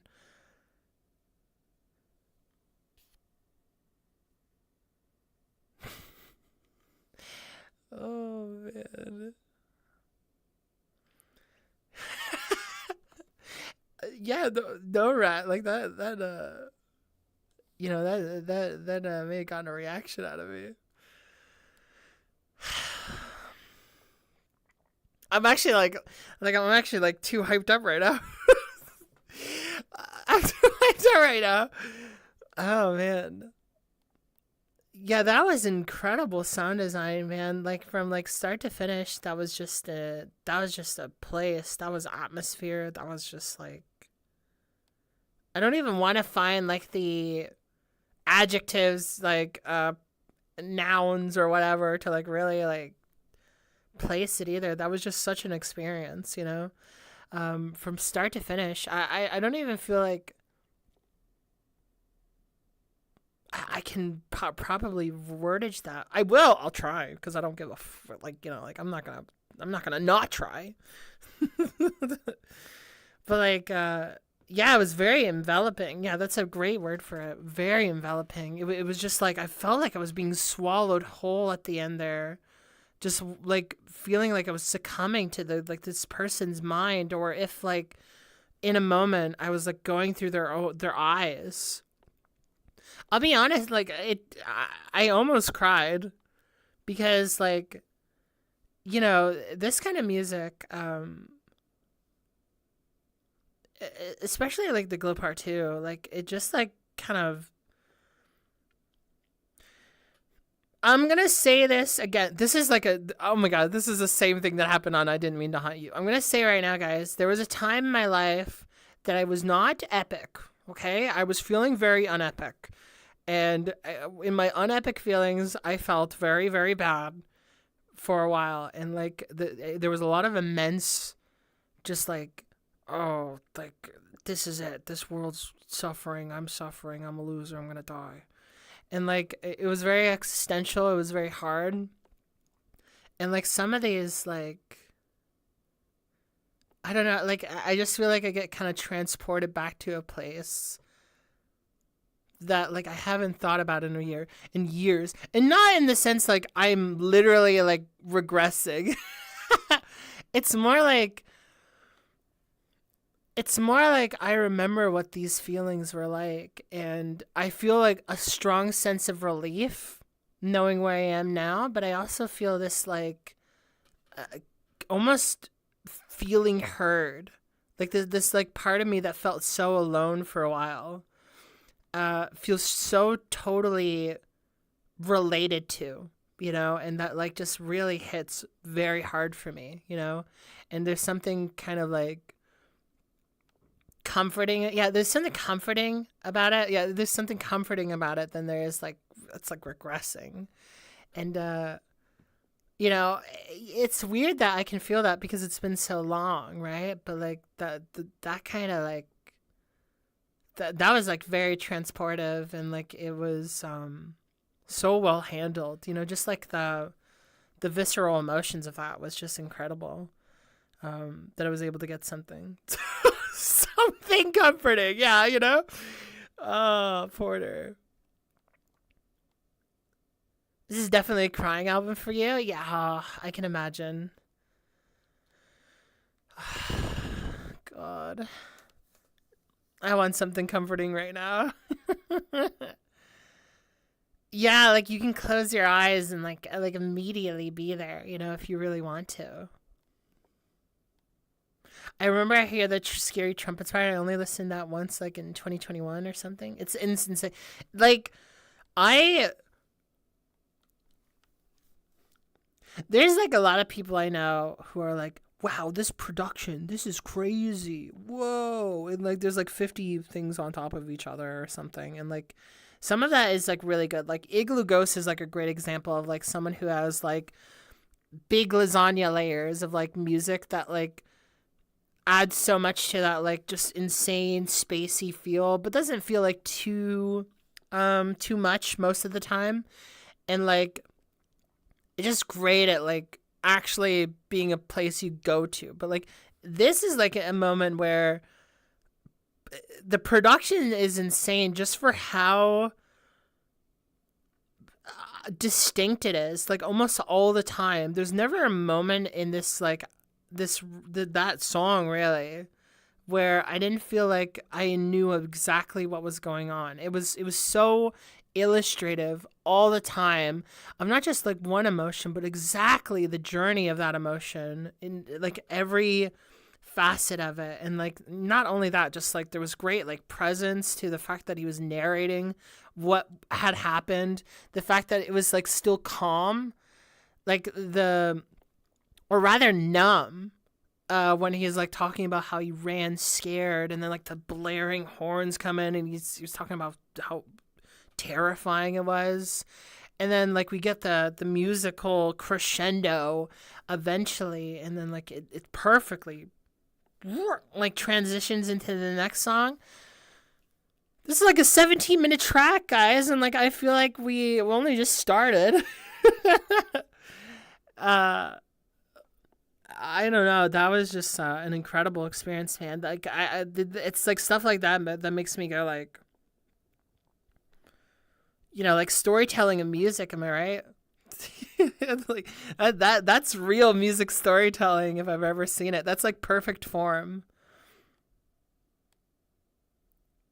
I feel like it was holding back the blaring horns the whole time, and then they were just pushing against him. Yeah, exactly.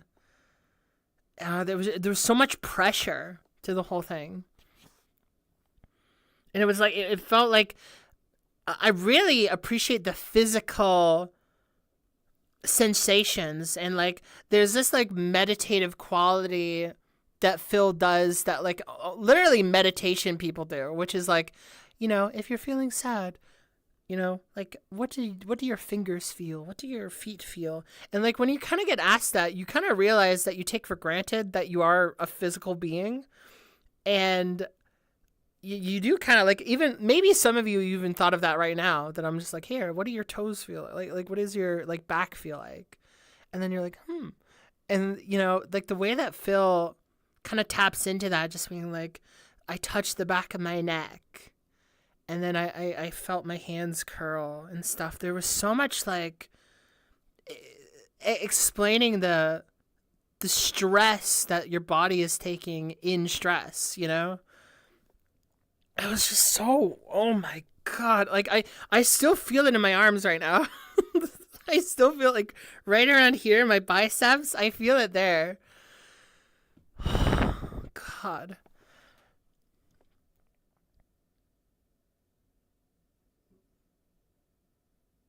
When they're visual, you always associate that section with a certain image. Yeah, it really depends. Now that's what I call music. Yeah, and it's very sad edition. Yeah, it's so crazy. I don't know. Like it was so purposeful. Every single thing in that song was so purposeful. And it was 17 minutes. We just wow.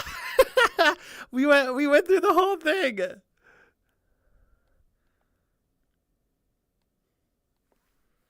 No.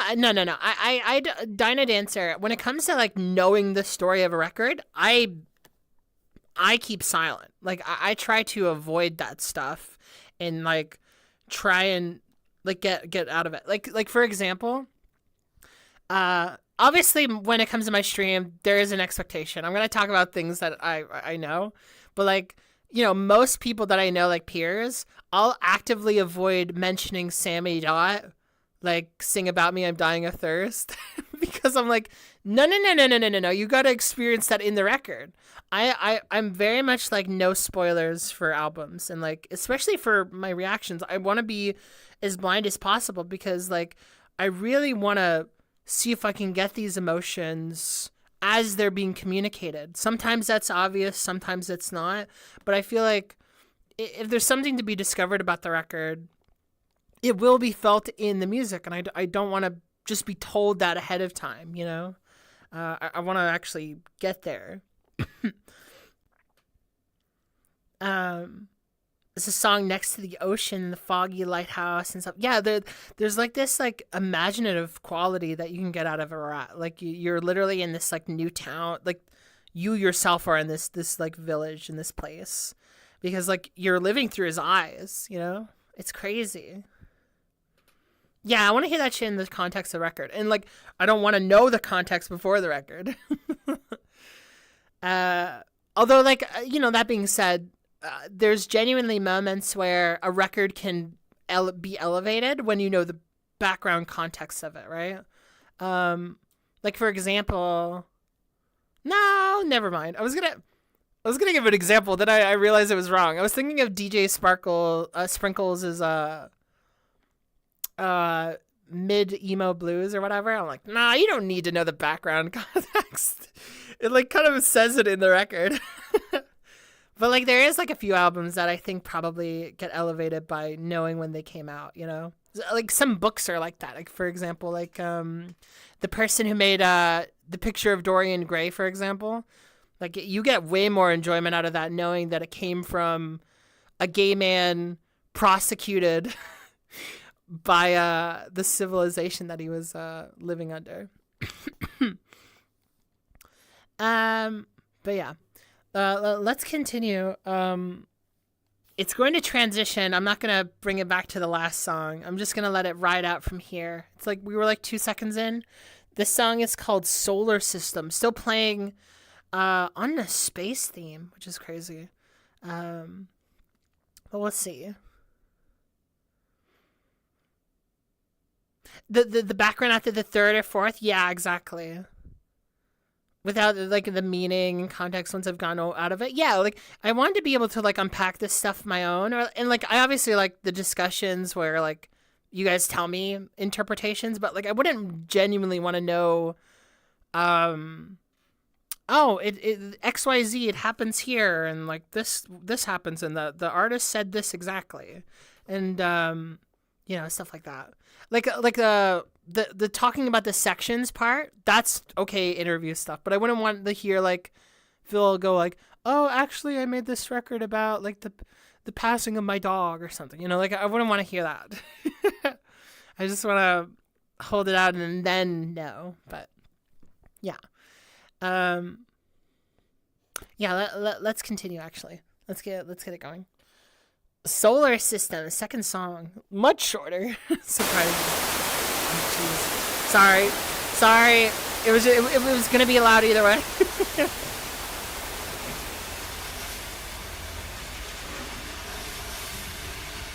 Yeah, it was really loud. I'm so sorry.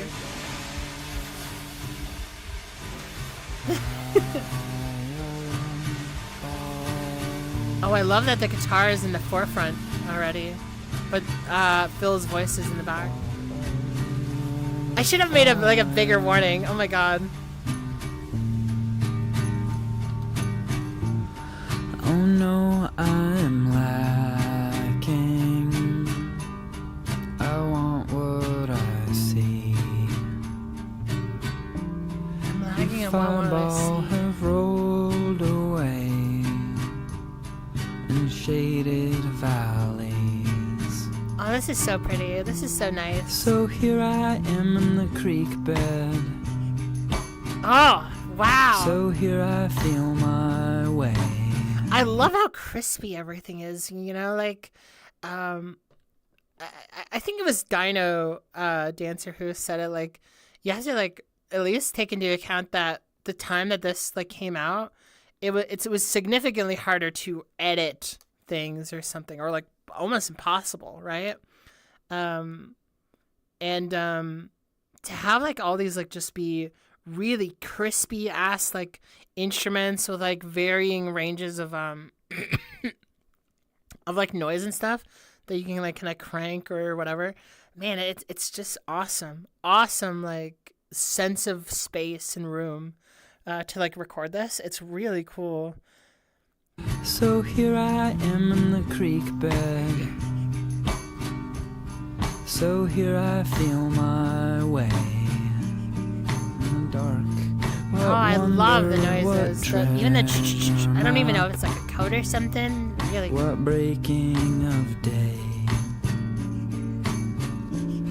What stream used to flow here, and now what dusty decay? Let the flash flood begin. Oh my god, the wavy. Wash me down the canyon. Oh, the guitar is so pretty. Quicksand, pull me in. Ah, and then like, what I think his like line was. Well, let me hear it again. Actually, like by ear. Quicksand, pull me in. Quicksand, pull me in, and then like the waves come back again after he talked about like the water, and then like the something in him, and then the guitar. That extension of the soul sounds amazing. Sounds great. It adds a lot to the motion, to the emotion of it. Motion and emotion. It's why music is emotion after all. It's got motion in it. Blow over me, solar wind. Love how it. Oh my god!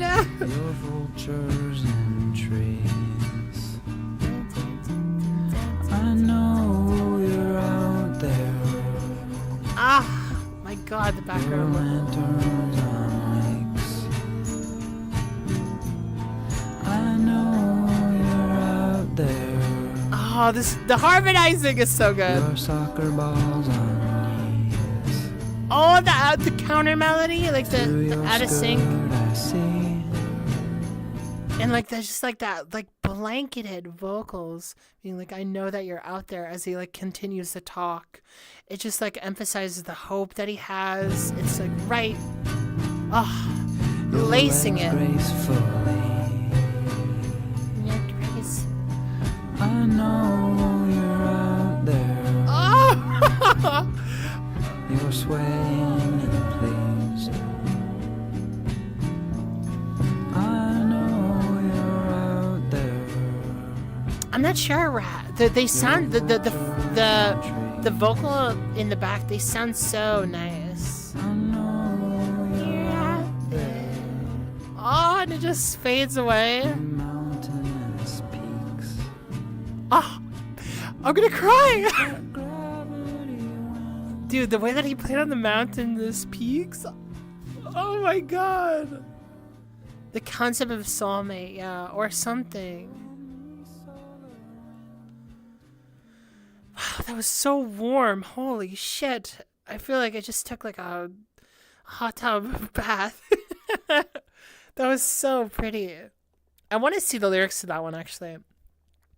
Because I really feel like I got the most out of The Sun. But this one I feel like maybe I got a little lost. Let the flash flood begin. Wash me down the canyon. Yeah, when he said wash me down the canyon, and then it's like the guitar came in. Oh. Blow me over the solar wind. Blow me over solar wind. So something warming, right? Your vultures in the trees, I know you're out there. Your lanterns on lakes, I know you're out there. Your soccer balls on knees. Through your skirt I see your legs gracefully, and then the I know you're out there is the backing. You're swaying and please, I know you're out there. Your vultures in the trees. I know you're out there in the mountainous peaks. Don't let gravity wind blow on me. Oh man, dude, crazy. There's something so hopeful. The duality here is there's something very bittersweet. It's hard to it's almost hard to interpret one emotion out of this. It's or like one emotion from one line, that is. Obviously it has conflicting emotions, but like I mean more like guys, like a little chat here, that like it's weird that the vultures in the trees can be read as something kind of optimistic, but also not. something like about it is like, these corpse scavengers or whatever, ready to kill based on death. Again, death, being a Phil Elverum thing. Your soccer balls on knees, something playful. Your lanterns on lakes, like the little light, again, lighthouse like imagery type. Through your skirt, I see your legs gracefully. Oh, man. Something wanting there. You're swaying and pleased. I know you're out there. Just something. Your vultures and trees in the mountainous peaks. Something like you'd have to work for, right? Like something so high up above, something so beyond and bigger than you.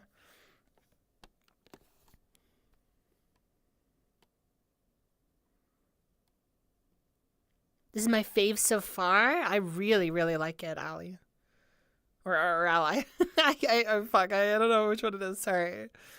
But yes, I do really like it. I want Wind to Blow Part 2. Yeah, kind of the solar wind thing, right? Through all the hardship and turmoil, the sun, this feels like such a cleanser. Yeah, right. Wash all I am away to be able to find you. Oh, and you.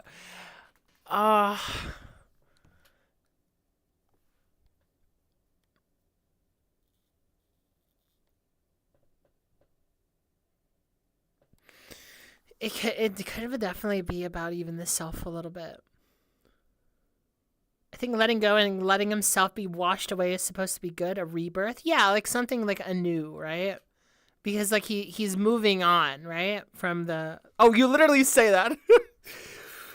Because like he's moving on from what I was gonna say, the microphones, right? Or like people get a little bit too meta. They're like, oh, well, it's the band, right? But it's also like, from the relationship, from whatever happened before and stuff, and how difficult that was like to deal with and stuff. I just said and stuff. But like, it's like, it's definitely just like, it's leaving and trying to hope for the best. Wasn't this the last record as the microphones as well? I don't know. I think it is. And then it completely goes to Mount Eerie. I think people emphasize the meta band thing a lot because it's a factual event, but the emotional part is the most important part to me. Is like a person, who they are, and like ambitions, etc. I think all of that, generally speaking, can like mean the band, can not mean the band. It can just mean basically anything, that of just loss and grief and then hoping for more, right? And I just really like the emphasized feelings. I guess searching a vulture literally right now is like one with blood on his beak. Oh God, really? I mean that makes sense. I think it's also about. Well, no, for sure. Like that's what I mean. Like I feel like people want to use factual events, but like I think the reality is like that emotion is more palpable than anything. Yeah, no, for sure, Rat, for sure. The vultures, the vultures things definitely puts on the death part, right? Death of maybe an old Phil to a new one. Yeah, for sure, for sure. Okay, no, but that was a really just pretty song. I love I absolutely love the way that was recorded. Yeah, no, it was just really good. Let's keep it going though. Actually, let me get some water too. I'm dying of thirst. Give me 1 second. I'm gonna get something actually. I need to. You can hear it in my throat. Ugh. Where is it? Where's my water? Oh no! Do I not have any water here? Oh, I have a little bit.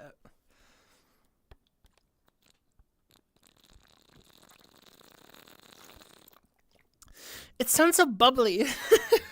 I can't avoid that. Oh my god, my feet are gonna die. They're gonna explode. Alright, where am I? Whoa, chat, hey. I'm dying of thirst. That's like everybody on my Twitter. No, my Blue Sky, I'm just kidding. You won't sing about me, what the fuck?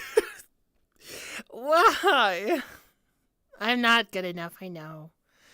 I know, Chad, I'm not good enough. I'll try harder. The answer to that question was I worth it? Did I put enough work in? And the answer is no. The legs explode. Yeah, I'm gonna look like that Squidward. Oh my god. Promise that you will listen without me. Promise. I'll never fade away. Okay, let's keep going. Let's keep going to the next one. The universe? Okay.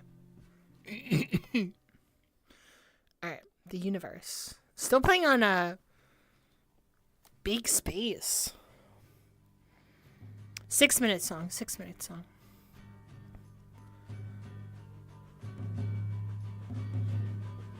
Same here, Rat. Same here. Cried about thinking about Sammy Dot is a normal emotion.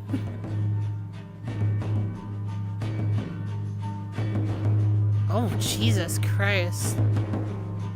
That is a... Fuck, the bassy as hell. Boom, boom, boom, boom, boom. Oh my god, that is heavy. Thank you for the hydrates, by the way, guys. I'm glad you guys are thinking of me.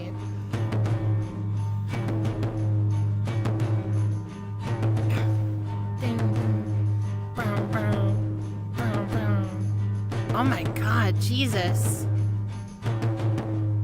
Heavy, heavy, heavy.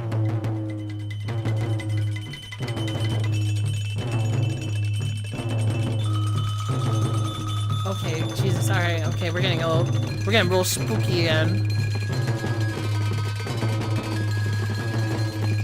Hello? Oh, this is fucking experimental as hell. What even is these noises? Like alarm bells and like cops or... Oh, Jesus Christ. Oh, Jesus Christ.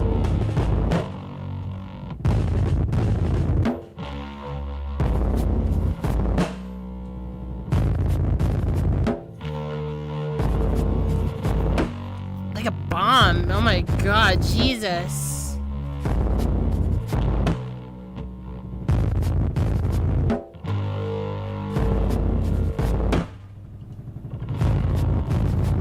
So explosive, so crunch. Unveiled when I walk out of the canyon. Unveiled as I walk into the canyon. And see me start to climb at the end of day. Climb the mountain but from the canyon. Who's there to see me walk out? There's no beacon, no sun to block out. This is like a hard part of like depression, or like rather doing anything is just like feeling like you're a tree falling in the forest, you know? That like if you do anything, is anyone there to does it really happen? You're tree falling, you get what I'm saying. But like Phil really takes it on as like himself, that he's just like, what's the point of doing anything? I'm alone, you know? No bird of blaze The traveling, yeah, Close for dark sure. voice say, It's still a sense of travel, for sure, Rob. do you really think there's anybody out there? Oh, wow, and it's playing on the last song. Do you really think? Almost as if changing it from like, I know you're out there, and like, do you really think? And it sounds accusatory. God. So what? Jeez. No one sees me. What do I care now the black night has seized me on a mountain's mane? I climb to Man. my claim. The horns is crazy. And I'm aimless, God. alone and unraveling.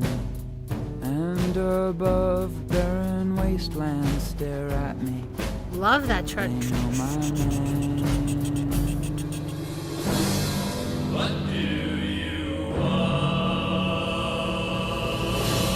Hello? What do you want? I know I'll be in the air. Oh, so existential, dog. Passes lie and glares. Very silly, but very scary. Buried in space. Jesus Christ, man, this trudge. How many times have I learned this before? How many times have I made up this song before? How many times have I made up this song before? And like, I don't know, like the emphasis on the. There's something about. I'll just say this because it's funny, but like, that whole, like, what do you want? What I think is that what they say? What do you want? It feels very like fantasy-esque, doesn't it? Like you like came across a bridge, and then someone just like being all weird. Wait, what the fuck? Okay, wait, hold on. Hold on. It's called Interlude Universe. What do you want? Is the universe saying that? That's interesting.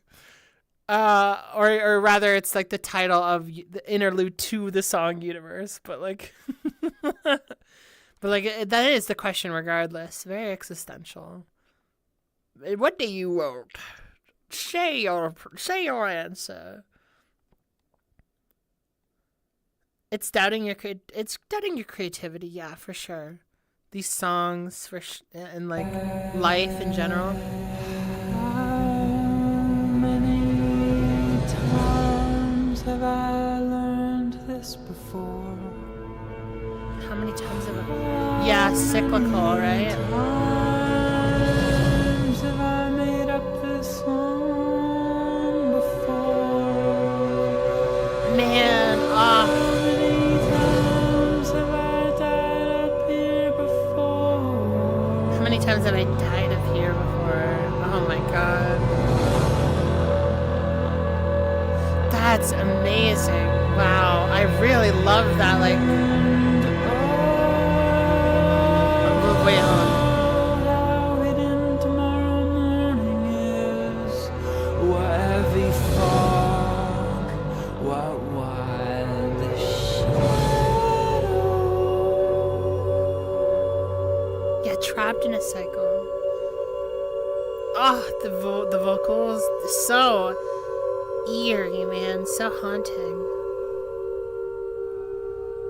Oh, and one trailing off before the other. Listen to how cool that is. The way that like those like voices, like this one closes. Ah, and the little voice in the back. I didn't even catch that. God, something so spiritual about that.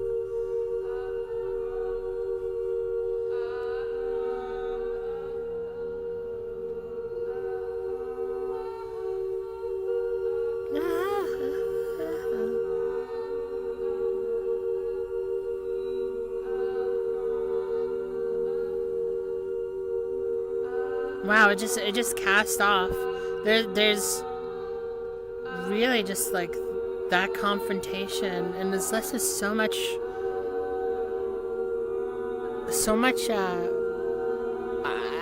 I don't know what to call it. Like I guess so much like air, so much something like unanswered, so much like mystery. Uh, it's like he fails to know if like asking these questions isn't like an answer to being like, oh, I know what the answer. Like feels like a moment of just like stagnation with the vocals. That's heavy. That's so heavy. And I really appreciate, because the thing about getting better, the thing about it is that it's not really this classic hero's journey where you do a thing and then you just, right? A lot of when it comes to getting better, looks a lot like that. It's not it's not one single climb. And I think there's something very fitting about that, like being the Mount Eerie, is that you can easily trip and fall, and that like there's so much like mystery around the peak. There's fog, there's all these like elemental things, the world at large, the universe, just so mysterious, and like in your head and like your own thoughts. It's just so very profoundly portrayed of just how difficult it is to break a cycle of yours, where he's like even questioning the fact that like he's made these songs before, but he's still here, like why wasn't it enough? And because like awareness, being aware of something isn't enough. Being aware that there's a problem does not fix the problem, And I really appreciate, as a continuation from the Glow Part 2, that there's still a lot to be done, that there can be regression, that like that's the thing that happens in the Glow Part 2, is that you see many moments in the Glow Part 2 where he's really appreciating his life but also doubting it. But then like off of I Felt Your Shape, he really then just completely loses it. Like he finally comes to his grief. But I really love that, like that he really intuitively understands how difficult or cyclical it can feel to get better. Yeah, I feel like I'm saying my same thing again, but yeah, it's very the pain, yeah, showing how painful it is really cool. Like again, on top of this part that I feel like is very mature of Phil to like show that it's not just one case, and like even reflecting on that himself as an artist, that like through his like self-awareness, through his like expression, he also very emphasizes how painful it really is to get through it. And so much of the music sounds painful in a beautiful way. Yeah, but gosh, yeah, there was like what, yeah, if it could go on even longer and that would be fine. I'm gonna hit play now. This might spook some people. Ready?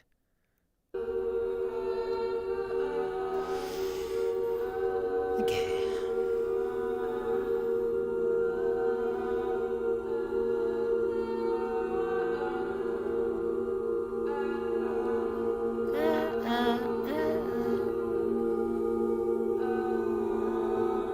God, it's so fucking scary, man.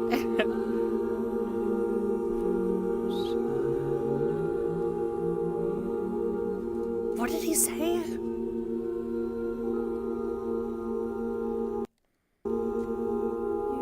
Universe, I know you. I see. Okay, now this one is called Mount Eerie.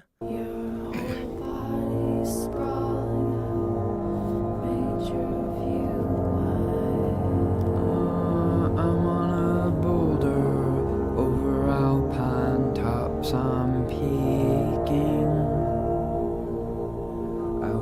watched you across the water in the evening.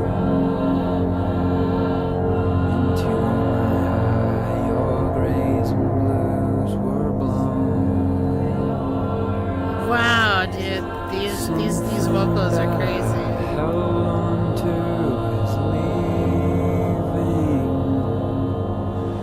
The shape to what I saw has slowly gone. Something so tribal, like we've talked about this before, but there's something like just so like unnerving, like the whole way with the introduction of like different vocals of like drums and stuff. Like it just feels like so ritualistic and scary, man. Like we're making like a deal or like trudging through something we shouldn't be. Something that I held on to is leaving. The shape to what I saw has slowly gone. So your big black cloud will come.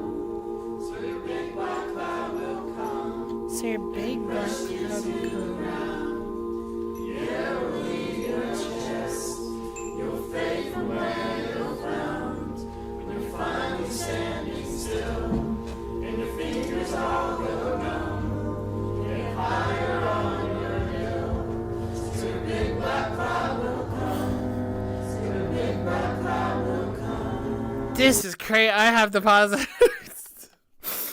This is crazy, man. Like this I guess like imagery of death, of like that your hands will go cold, or like just even like making the climb like to the top, like it gets colder and colder, right?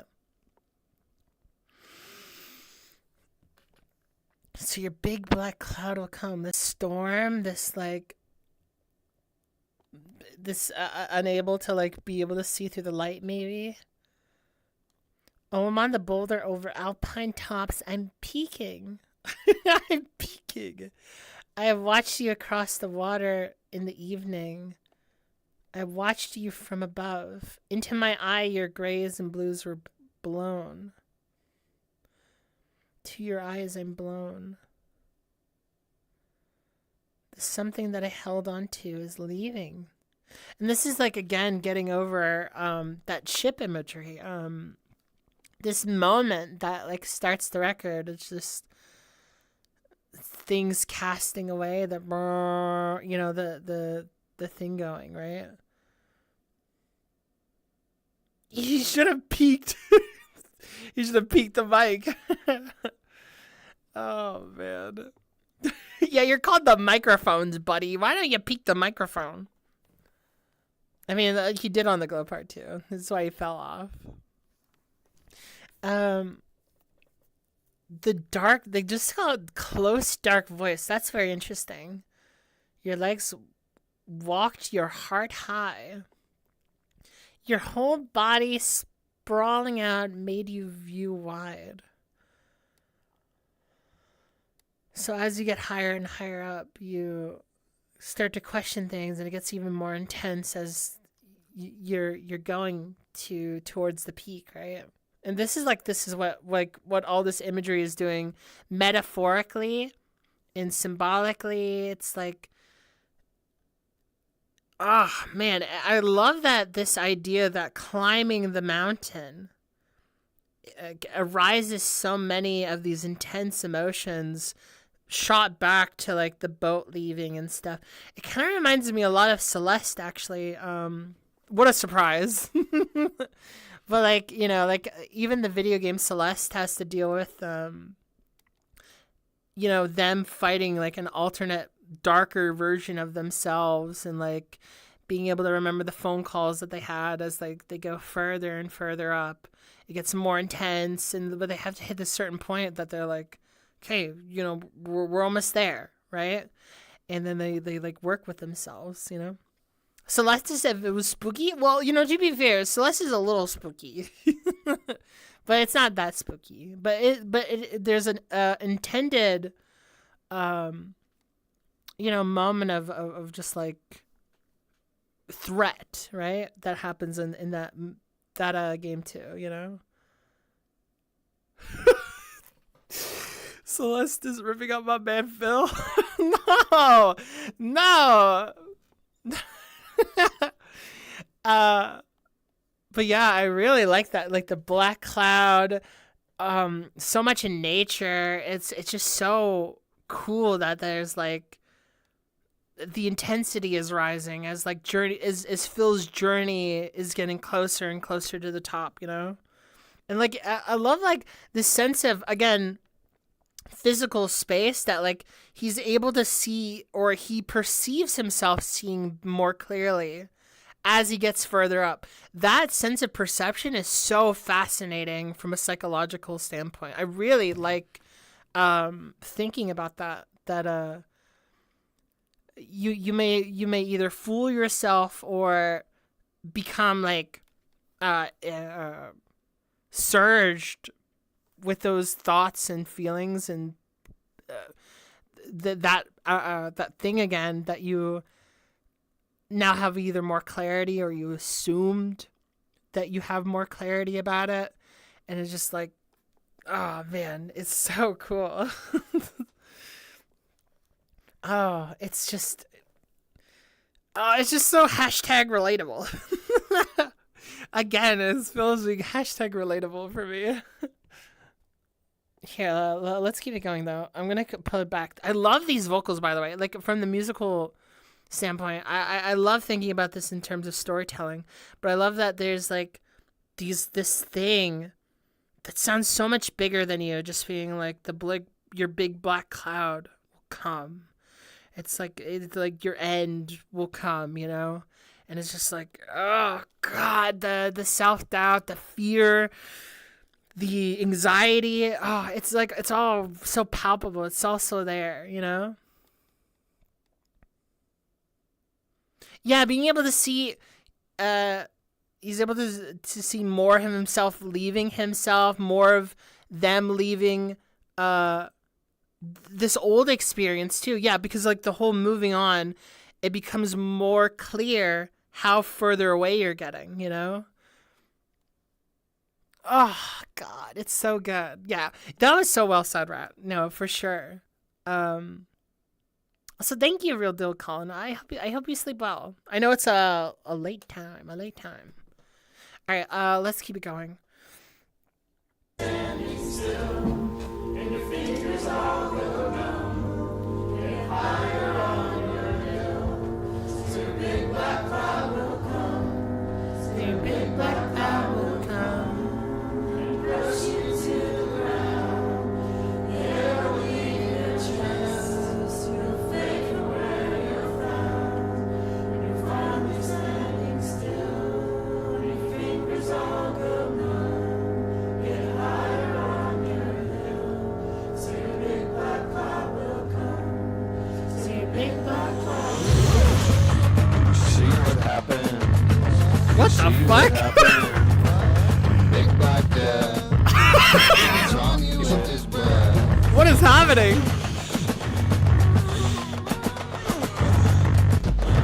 Phil?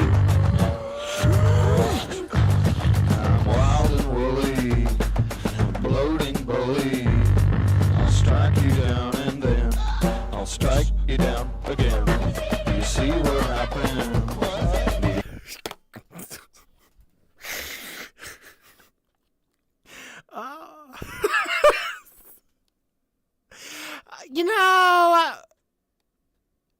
I don't know what the fuck is going on.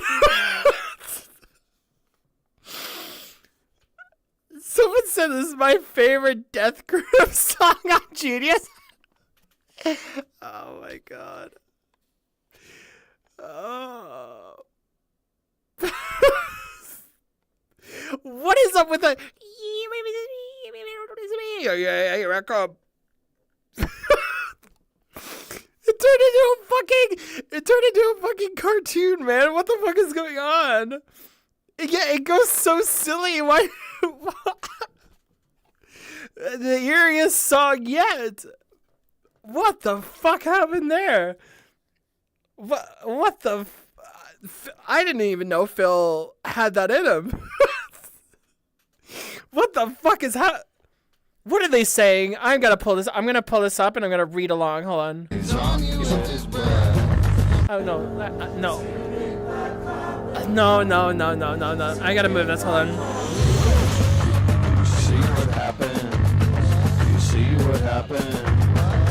Big black death breathes on you with his breath. Okay, yeah, right.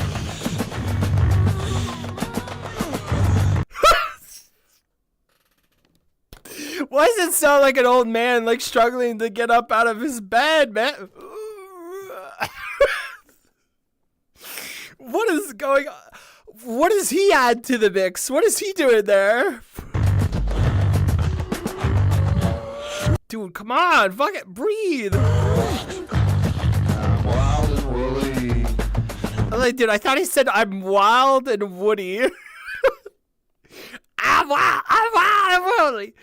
What is going on, man? This is crazy. I'll strike you down and then I'll strike you down again.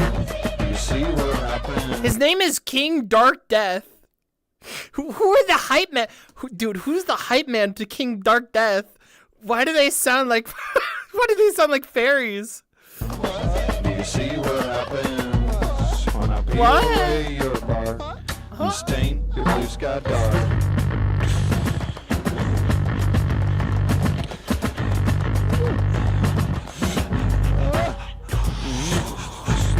Your breath I take to live, your death I ache to give. This is so fucking. This is the craziest part of the whole record. So take me in and crumble, be smothered in my rumble. My flash of thunder booms, your lack of wonder looms. I press you to the ground, you'll fade from where you're found.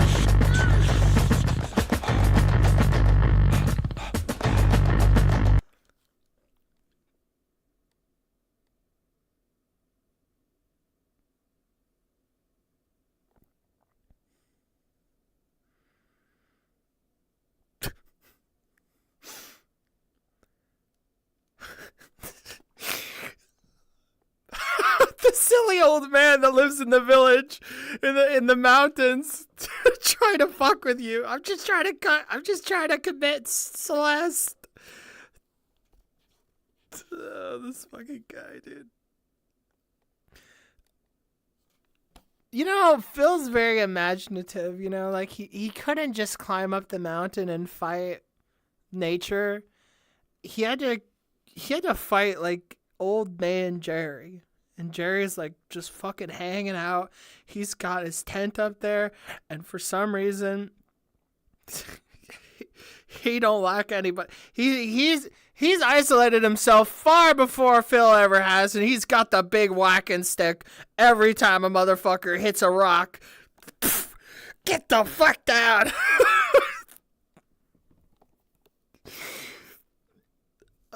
Like. What is he doing, man? He's great. I'm gonna strike you down. Get down. Oh, like I don't know, dude. He's crazy, man. Like the police haven't been able to arrest him because they keep falling down. He keeps. Oh, holy shit, man! Commit Celeste? Yeah, you're gonna commit Celeste. Commit Mountain. Get right up there. You're trying to get to the top. But Jerry, he won't fucking, he doesn't like that. You fucking idiot. He doesn't like that.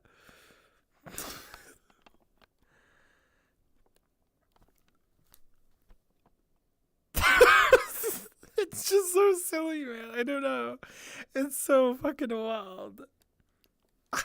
I have no idea. Oh, man. Also, welcome in, Blossom. Hello.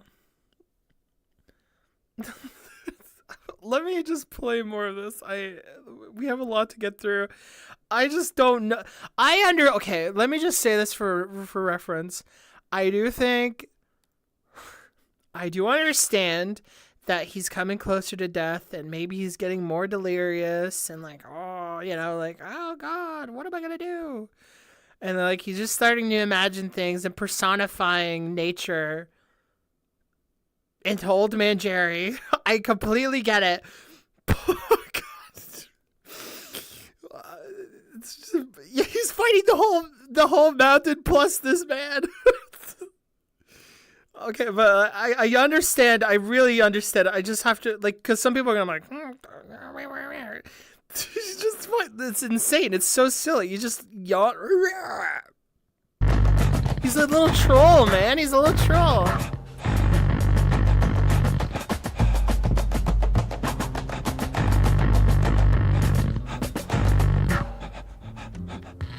Yeah, like an old animation villain. It's something so silly. Oh, now it's soft. Now we're in the glow part 2.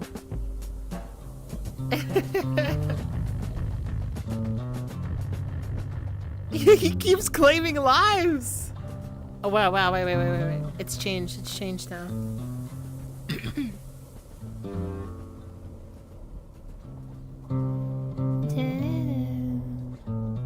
Oh, very gentle now. Very, very gentle. Big winds coming in. Oh, nice drum. It's kind of like a musical, yeah, Dino Dancer, very much. Very musical-like.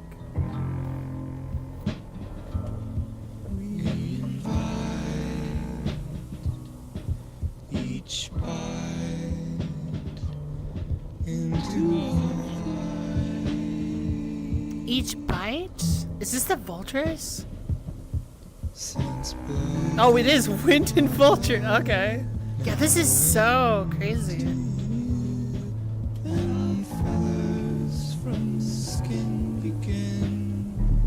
Oh, I feel your rap. I'm kind of deaf on this ear as well. If Chad didn't know, I had surgery on this ear at one point.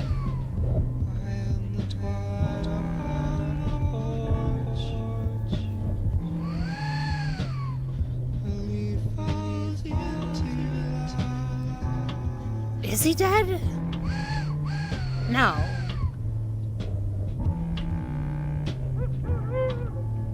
This doggy? The candle falling, your hands gripping the tablecloth. This is crazy. He's like at home. Eyes only 3 years old. Your eyes only 3 years old. What is happening? The way they shine. I have no idea what's going on. This is really messing with my head. And now you're Wow, this is... Oh. inside them. And now your song is inside them. From the vultures. The memory you did wear, now your song is inside them. The way they share. This is such a disturbing image.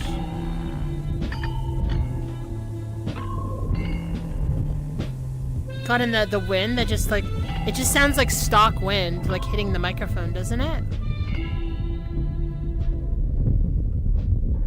Really gentle accordion, yeah. Very like drunken too. Crazy. What the hell? This like whole like gripping the tablecloth, like again to like bring them back down from the mountain, as like they were in their home place the whole time.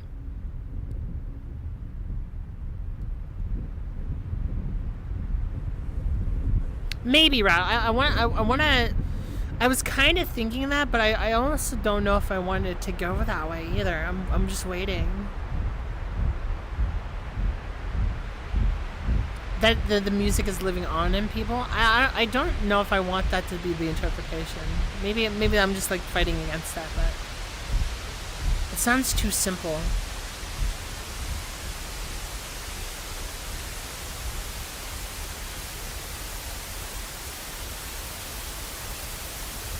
Yeah, the noise coming in.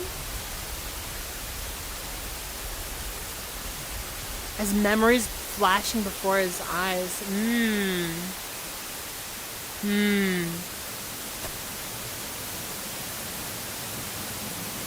Yeah, because of the 3 years old and the tablecloth, right?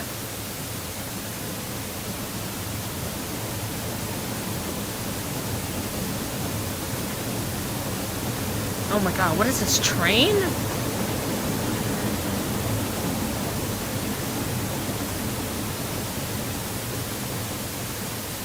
God, what a crazy amount of noise. It is very much, this is actually a cinema moment for real.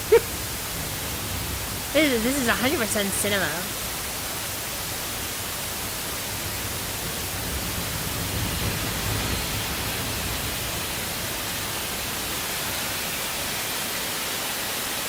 Oh my god, this is it's so intense. Holy shit.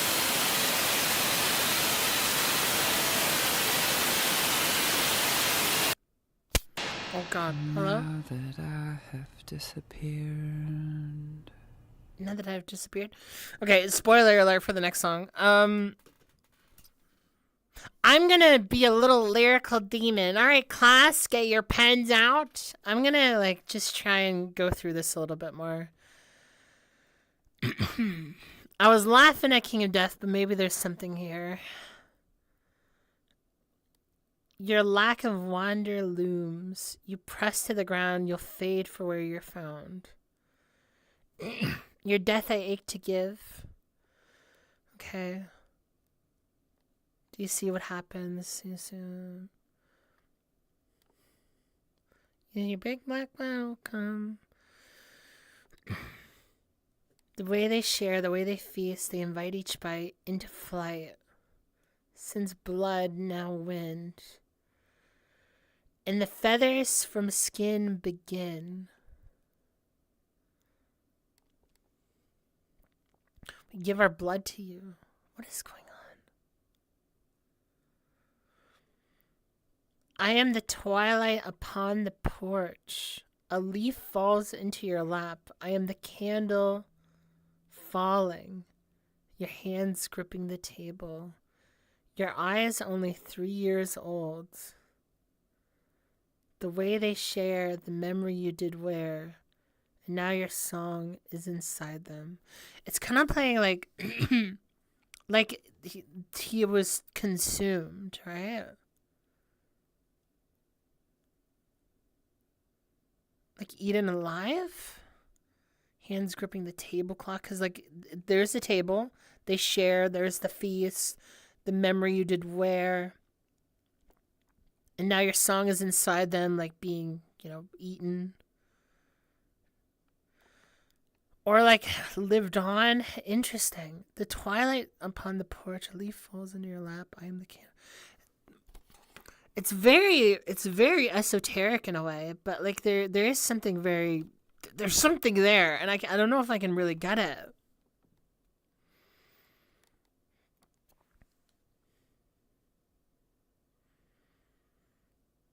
Has he disappeared? I don't know. We'll have to see. Your lack of wonder looms evokes these images of cycles again. Like if you don't do something new and great, you will die. 3 is also the year we gain consciousness. No.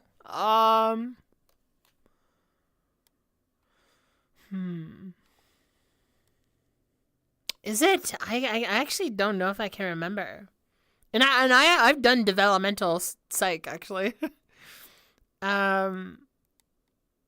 Your eyes are memories. Your sensations, like your eyes. But it's also like the eyes, your eyes, they share the way they share. The memory you did wear, and now your song.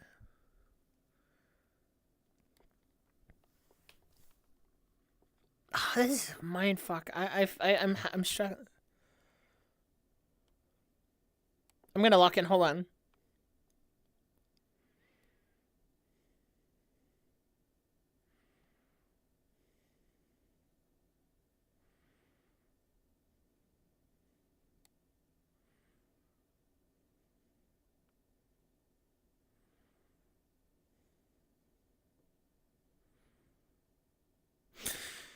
Fuck. I'm trying so hard. I think this twilight upon the porch as a leaf falls into your lap. The end of something, right? It's still outside.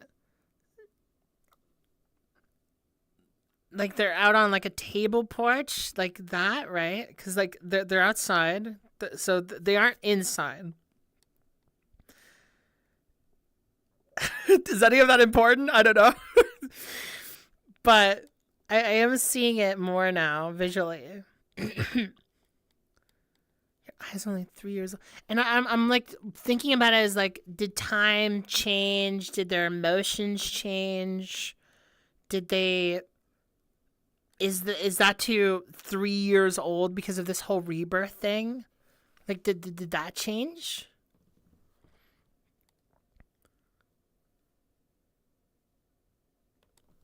Your memory you did wear, now your song is inside them. It feels like it's invoking nostalgia. I mean, definitely a nostalgia. Like I liked what Dino said, that it's like memories flashing.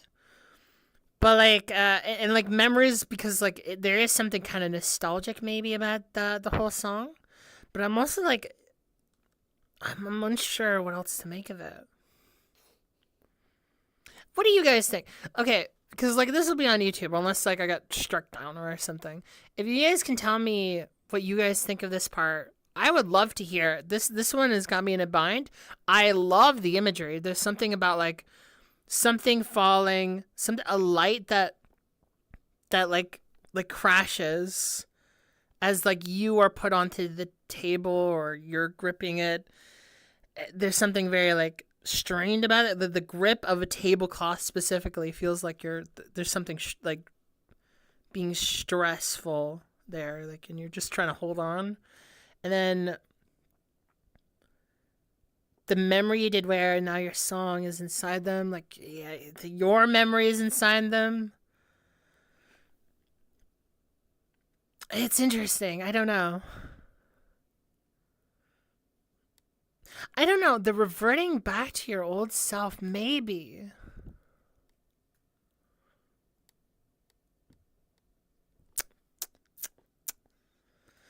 I don't know. I don't know if I'm totally bought into it, but we'll see.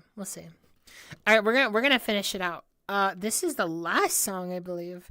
Really interesting song. I think you guys know what I thought of that one. But like, let's get into the very last one, which is Universe again. Oh my god. Okay. Now that I have disappeared, I have my sight. Beautiful black, you are unveiled. Now you're mine.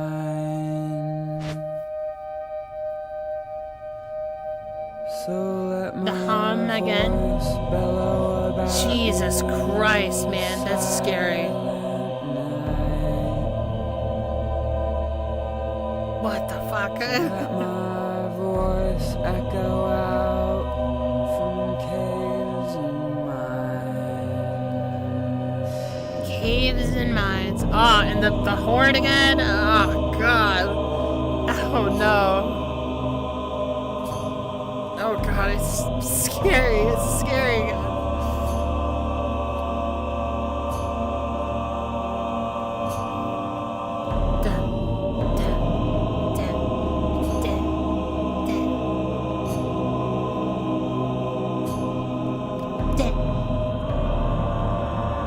Got just big wave of noise. You have a bright disguise.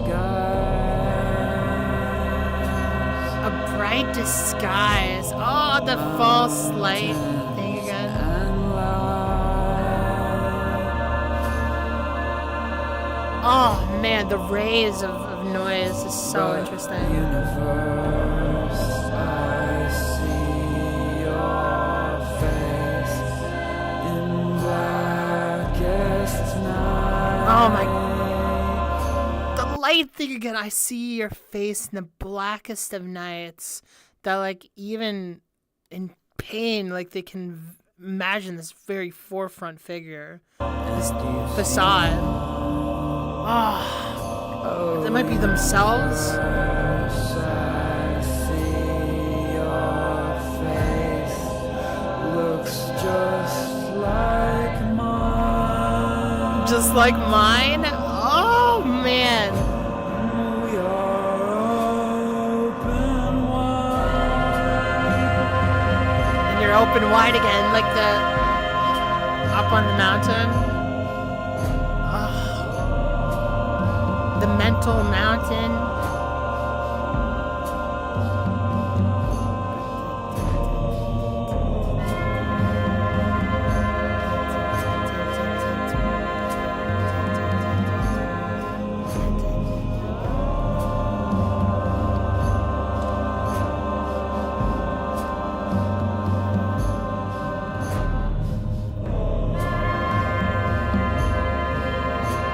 Oh my God, guys.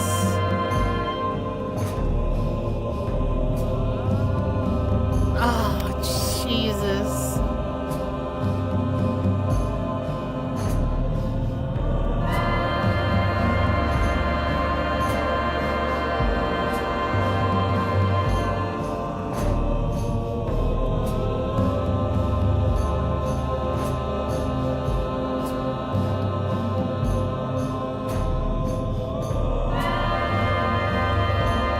Listen to that. That's crazy, man. It's so scary.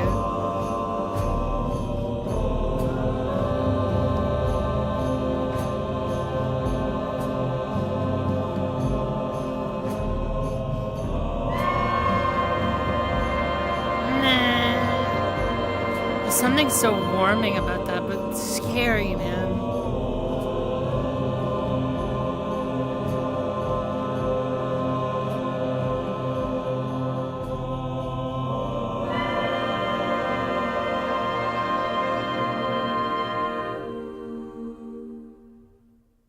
Is that it? Fuck. That's it? And that was the last record that they made before maybe releasing 17 years later. Holy shit, guys. Give me 1 second. I'm just gonna... Holy shit. Man, what do I fucking think of that? That is, I don't know.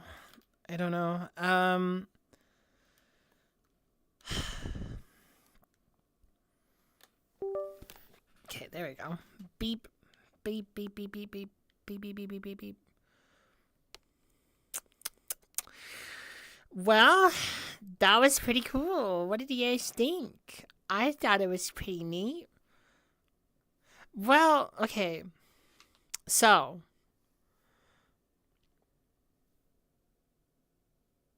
there was a release. Oh, was there? Was there a release in 2004? The last lines of are so ungodly beautiful. It's like he's being melded into the cosmos. The universe, right?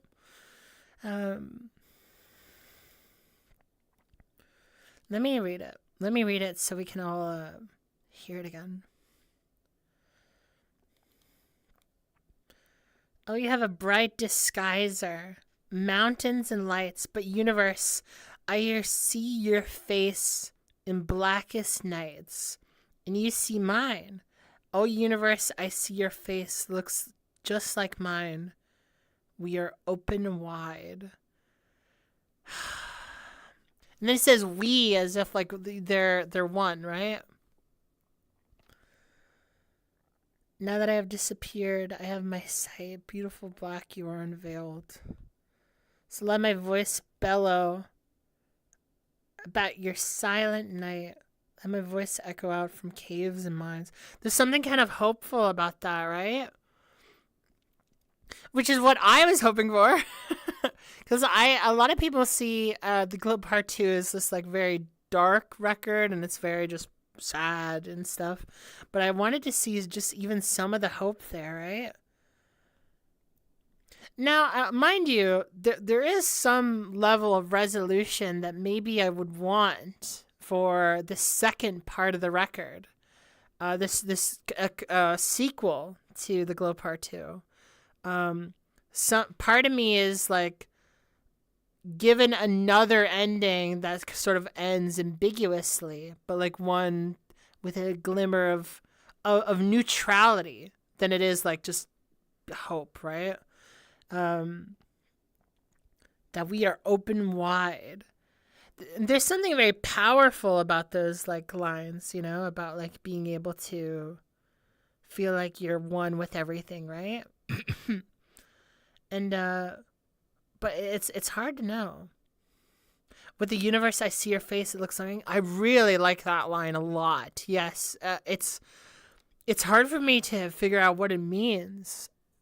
I wanna try and see if I can word it out, but like,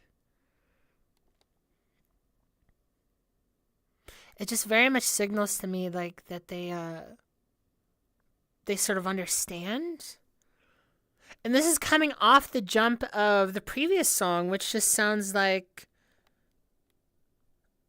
I don't know. Like I guess it doesn't help that I struggled with like this last part where it's like I am twilight upon the porch, and now your song is inside them. And then the white noise happens. Like, gosh, it's so intense. It's very, very, very out there. I think it does have some resolutions in fact that he is now able to see all these things in front of him. Like the openness is the resolution. Yeah, but the details of the openness is irrelevant. Like the universe is a big thing, right? I don't know. He has become one with things that made him fearful. Yeah, I guess that's like a big thing, right? Now that I have disappeared, I have my sight. Beautiful black, you are unveiled. Now you're mine.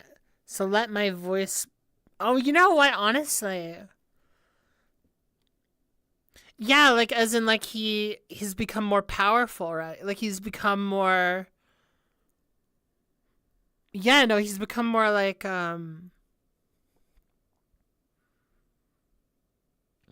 he's become more equipped to even handle them or like like have those a part of him, of his new experience, right? And his universe is open and wide because he can now take that and go, right?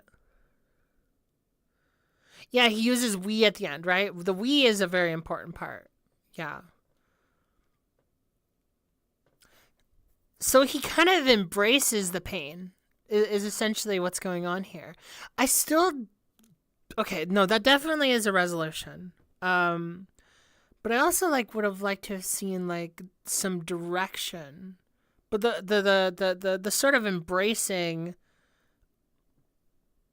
you know, the chaos of the world is something that I think is worth mentioning for sure.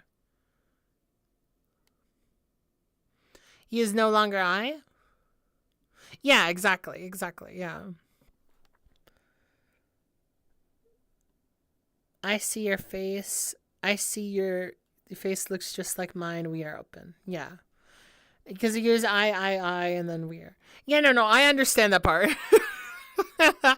I'm just saying, like,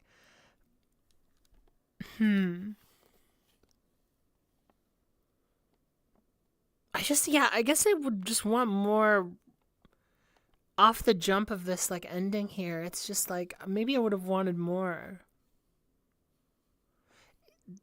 Hmm. Like it's sad that like it's the universe itself. Like I think a part of me was hoping in some way that he was able to find people, right?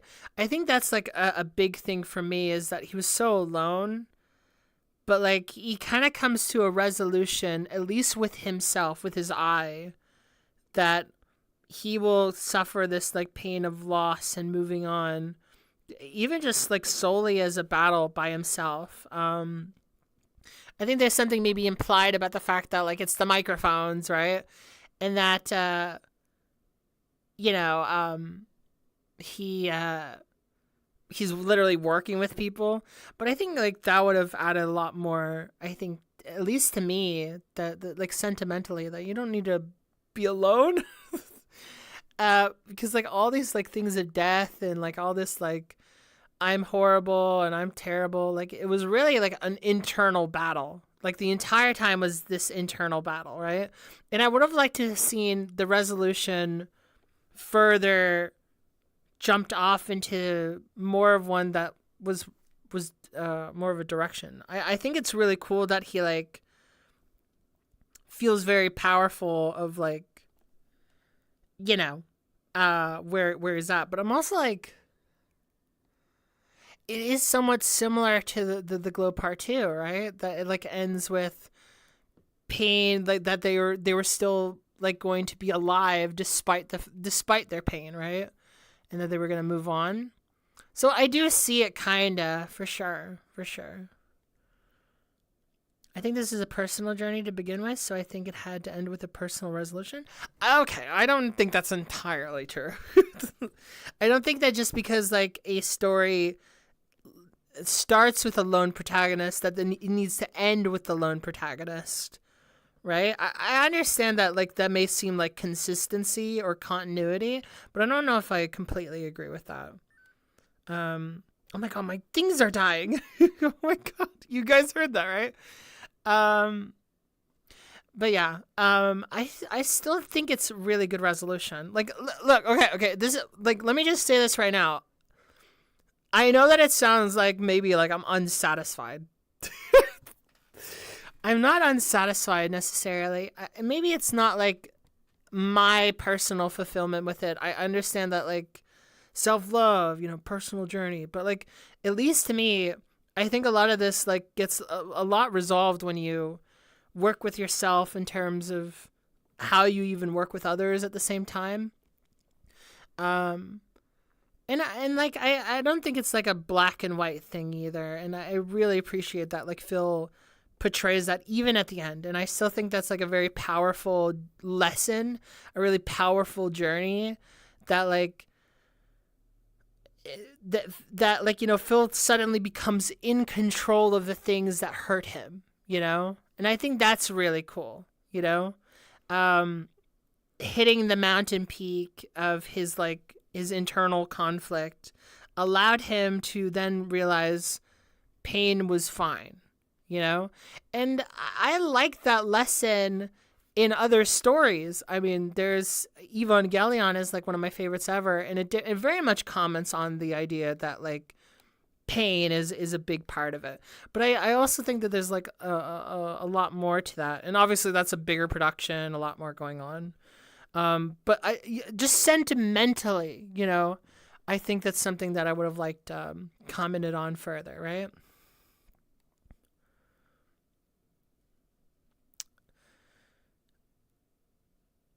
Now that he's gone to hell and back. Oh, wait, hold on. Hell and back, teaches about it. Even met death, he's able to sing about it. He's able to teach about it. The light is a false hope that he can find hope in the darkness. He can find hope anywhere. Hope is in light is temporary. Hope in dark is external or eternal. Yeah, for sure. I think that's a pretty well worded way of saying it. I really like that. I think that's really good. I read some of that before, but I was still in the midst of it. I think there is something very like, yeah, eternal, yeah. Hello, Tyke. Checking in the album Gaseous. It is. It's very good. It was great. I loved it. Spoiler alert. Hope in the light is temporary. Hope in the dark. It's like they're one and the same. You know what I mean? I think of the idea of that. One of the beautiful things that like backdrops light is also the darkness of space. Like when you think of a star being as like, is condensant as it is that like it also is in contrast to the thing behind it, right? And I think that's really, really nice. You're not overpowering. No, you're not overpowering people.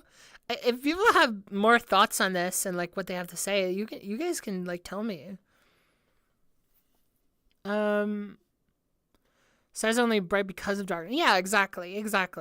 And like I totally understand that. You have to find hope in both. Yeah, exactly. Like you can't just like look at hope as darkness and like, etc. Like you have to look at like both simultaneously. And I think like there's something to be said about like that in this record, about it even being black and white. Yeah, there's still a part of me that maybe wishes for more. I guess like the thing about the teaching thing, maybe that's like a loose end that gets tied up at the end. I don't know if this makes sense. But like the whole like you are inside of them, your song and stuff, like kind of the fact that you were able to help others through your expression of the glow part 2 is enough to like keep you going, He is a creator. Honestly, maybe that's exactly it. That they were able to like kind of get out of it, right? So yeah, like that's like their growth is being able to share that with other people. Yeah. Your hope is inside of them. It's very dark.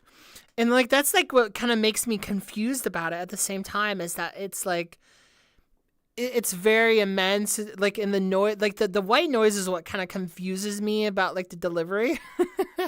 I'm not like sure how to like really get it, but yeah, it's I still think like maybe that's the best way I can see it through a really positive lens, if that makes sense.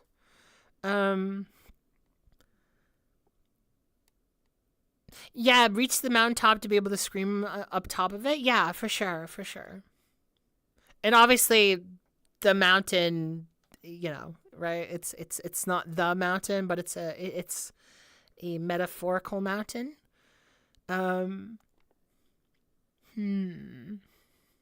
Very, very, very, very cool. It's awesome that we can even have like a conversation about this because of like the content of the material and like what it is that Phil is pulling from is just very, very important, very profound, and really, really, really beautiful. I think it's awesome, guys. Like it's like this is like a really special record. And it's like right after Glow Part 2. I think that's awesome. I can't believe it. It's a continuation. So I don't know. What do you guys think? We've been yapping a little bit about it, about like what I think of it. I would love to see what you guys rate it before I give it the good old go here. I'm also gonna like get my other hand real quick. My other hand like freaking died again. Died. It's freaking gone. So let me pull this up. Come on, don't do this to me. Is it even like... Is this even the right one? What the hell? Oh my god. I absolutely hate chargers, man. Like, you know what? Like, well, we need to get rid of USBs, like, altogether. Because, like, those things are, like, so unbelievably confusing. Not that I'm using a USB, but, that's a lesson regardless. No rating? Because I disagree with them conceptually. So amazing. Okay, fair enough. No ratings for now because I'm not sure. Okay, fair. I really, really like it. I don't really like number ratings, not gonna lie. Okay, yeah. You guys just tell me what your thoughts are. That's totally fine too. You don't have to like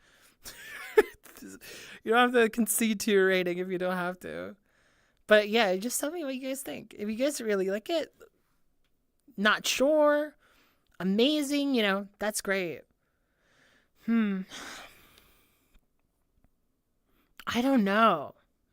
I don't know what I give this.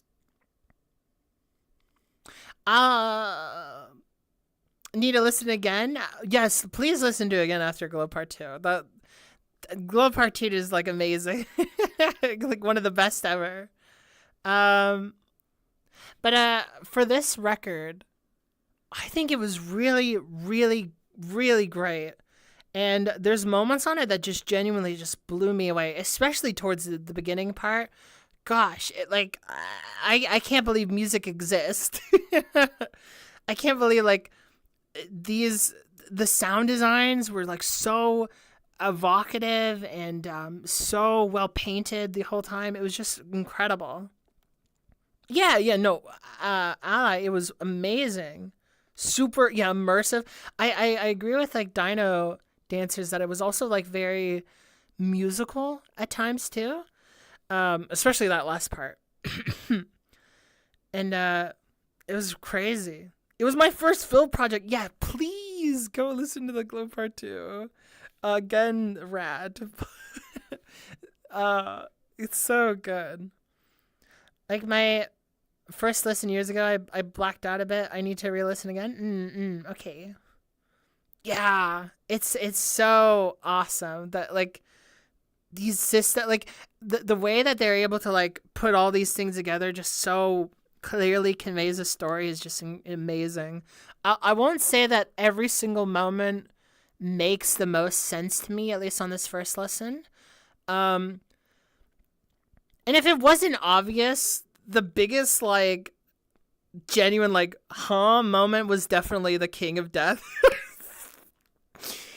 I think that part is so fucking goofy that like I think to some people it'll be the greatest thing on the whole record. It'll be fun. It'll be a cool ass beat change or something.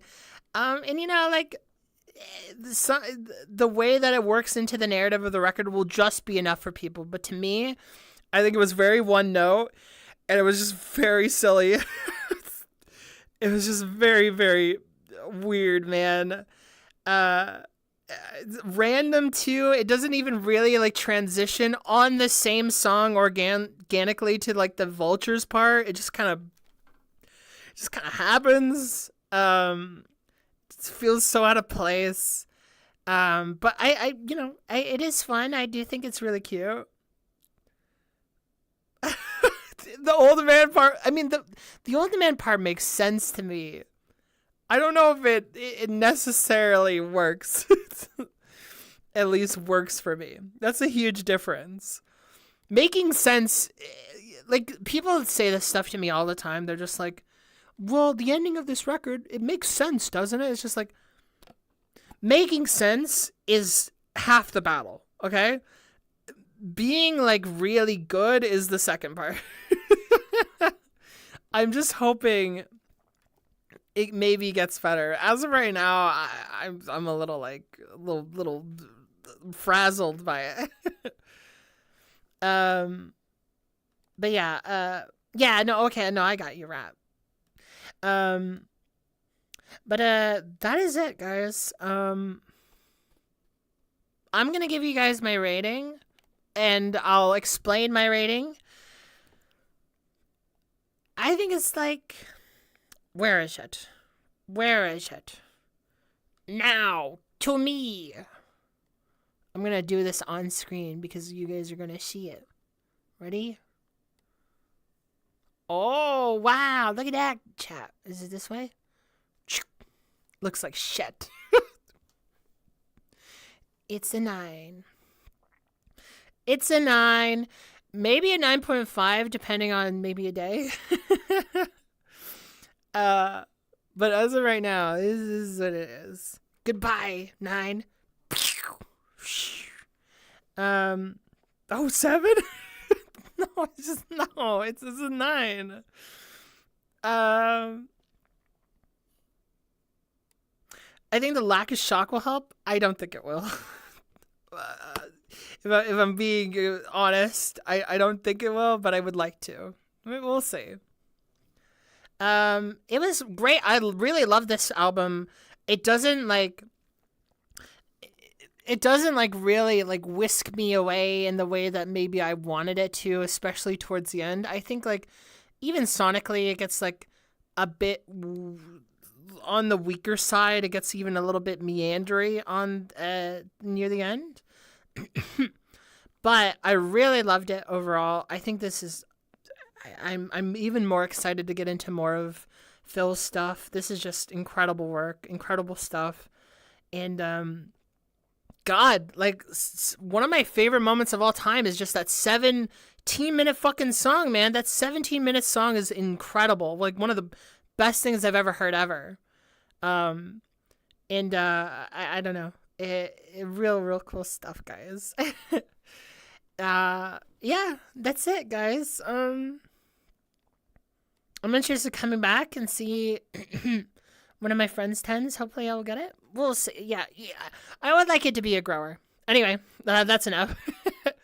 There's always time. Like, I'm always open to, like, being wrong or getting stuff at, like, again, I encourage people to tell me what they think of the record. I think records like this that have so much, like, wow, universe, nature, there's a lot of ways to interpret it. So I'm really excited to see what you guys say. But yeah. And yeah, like some of you guys have mulled over this or like obsessed over this record much longer than me. I would love to hear it. The second track was so good. It was so pretty. Oh, I love that song. It was the biggest like hope bomb of the whole record, I think. But yeah, guys, that'll be it for tonight. I think that's it. Thank you all so much for joining. If you're curious at all, you can follow on Discord. I'm gonna be there. I'm gonna be yapping. You can follow me on Blue Sky, AniList, Album of the Year. If you're curious about anything that I've listened to, please go look at my Album of the Year. If you're at all curious what I've listened to, I am on Rate Your Music. Take your pick. Yeah, I'm basically anywhere. And thank you all so much, guys. It was awesome. Thanks to everybody who showed up, follows. I'm really flattered. Everybody who stuck around and hung out. Thank you all so much.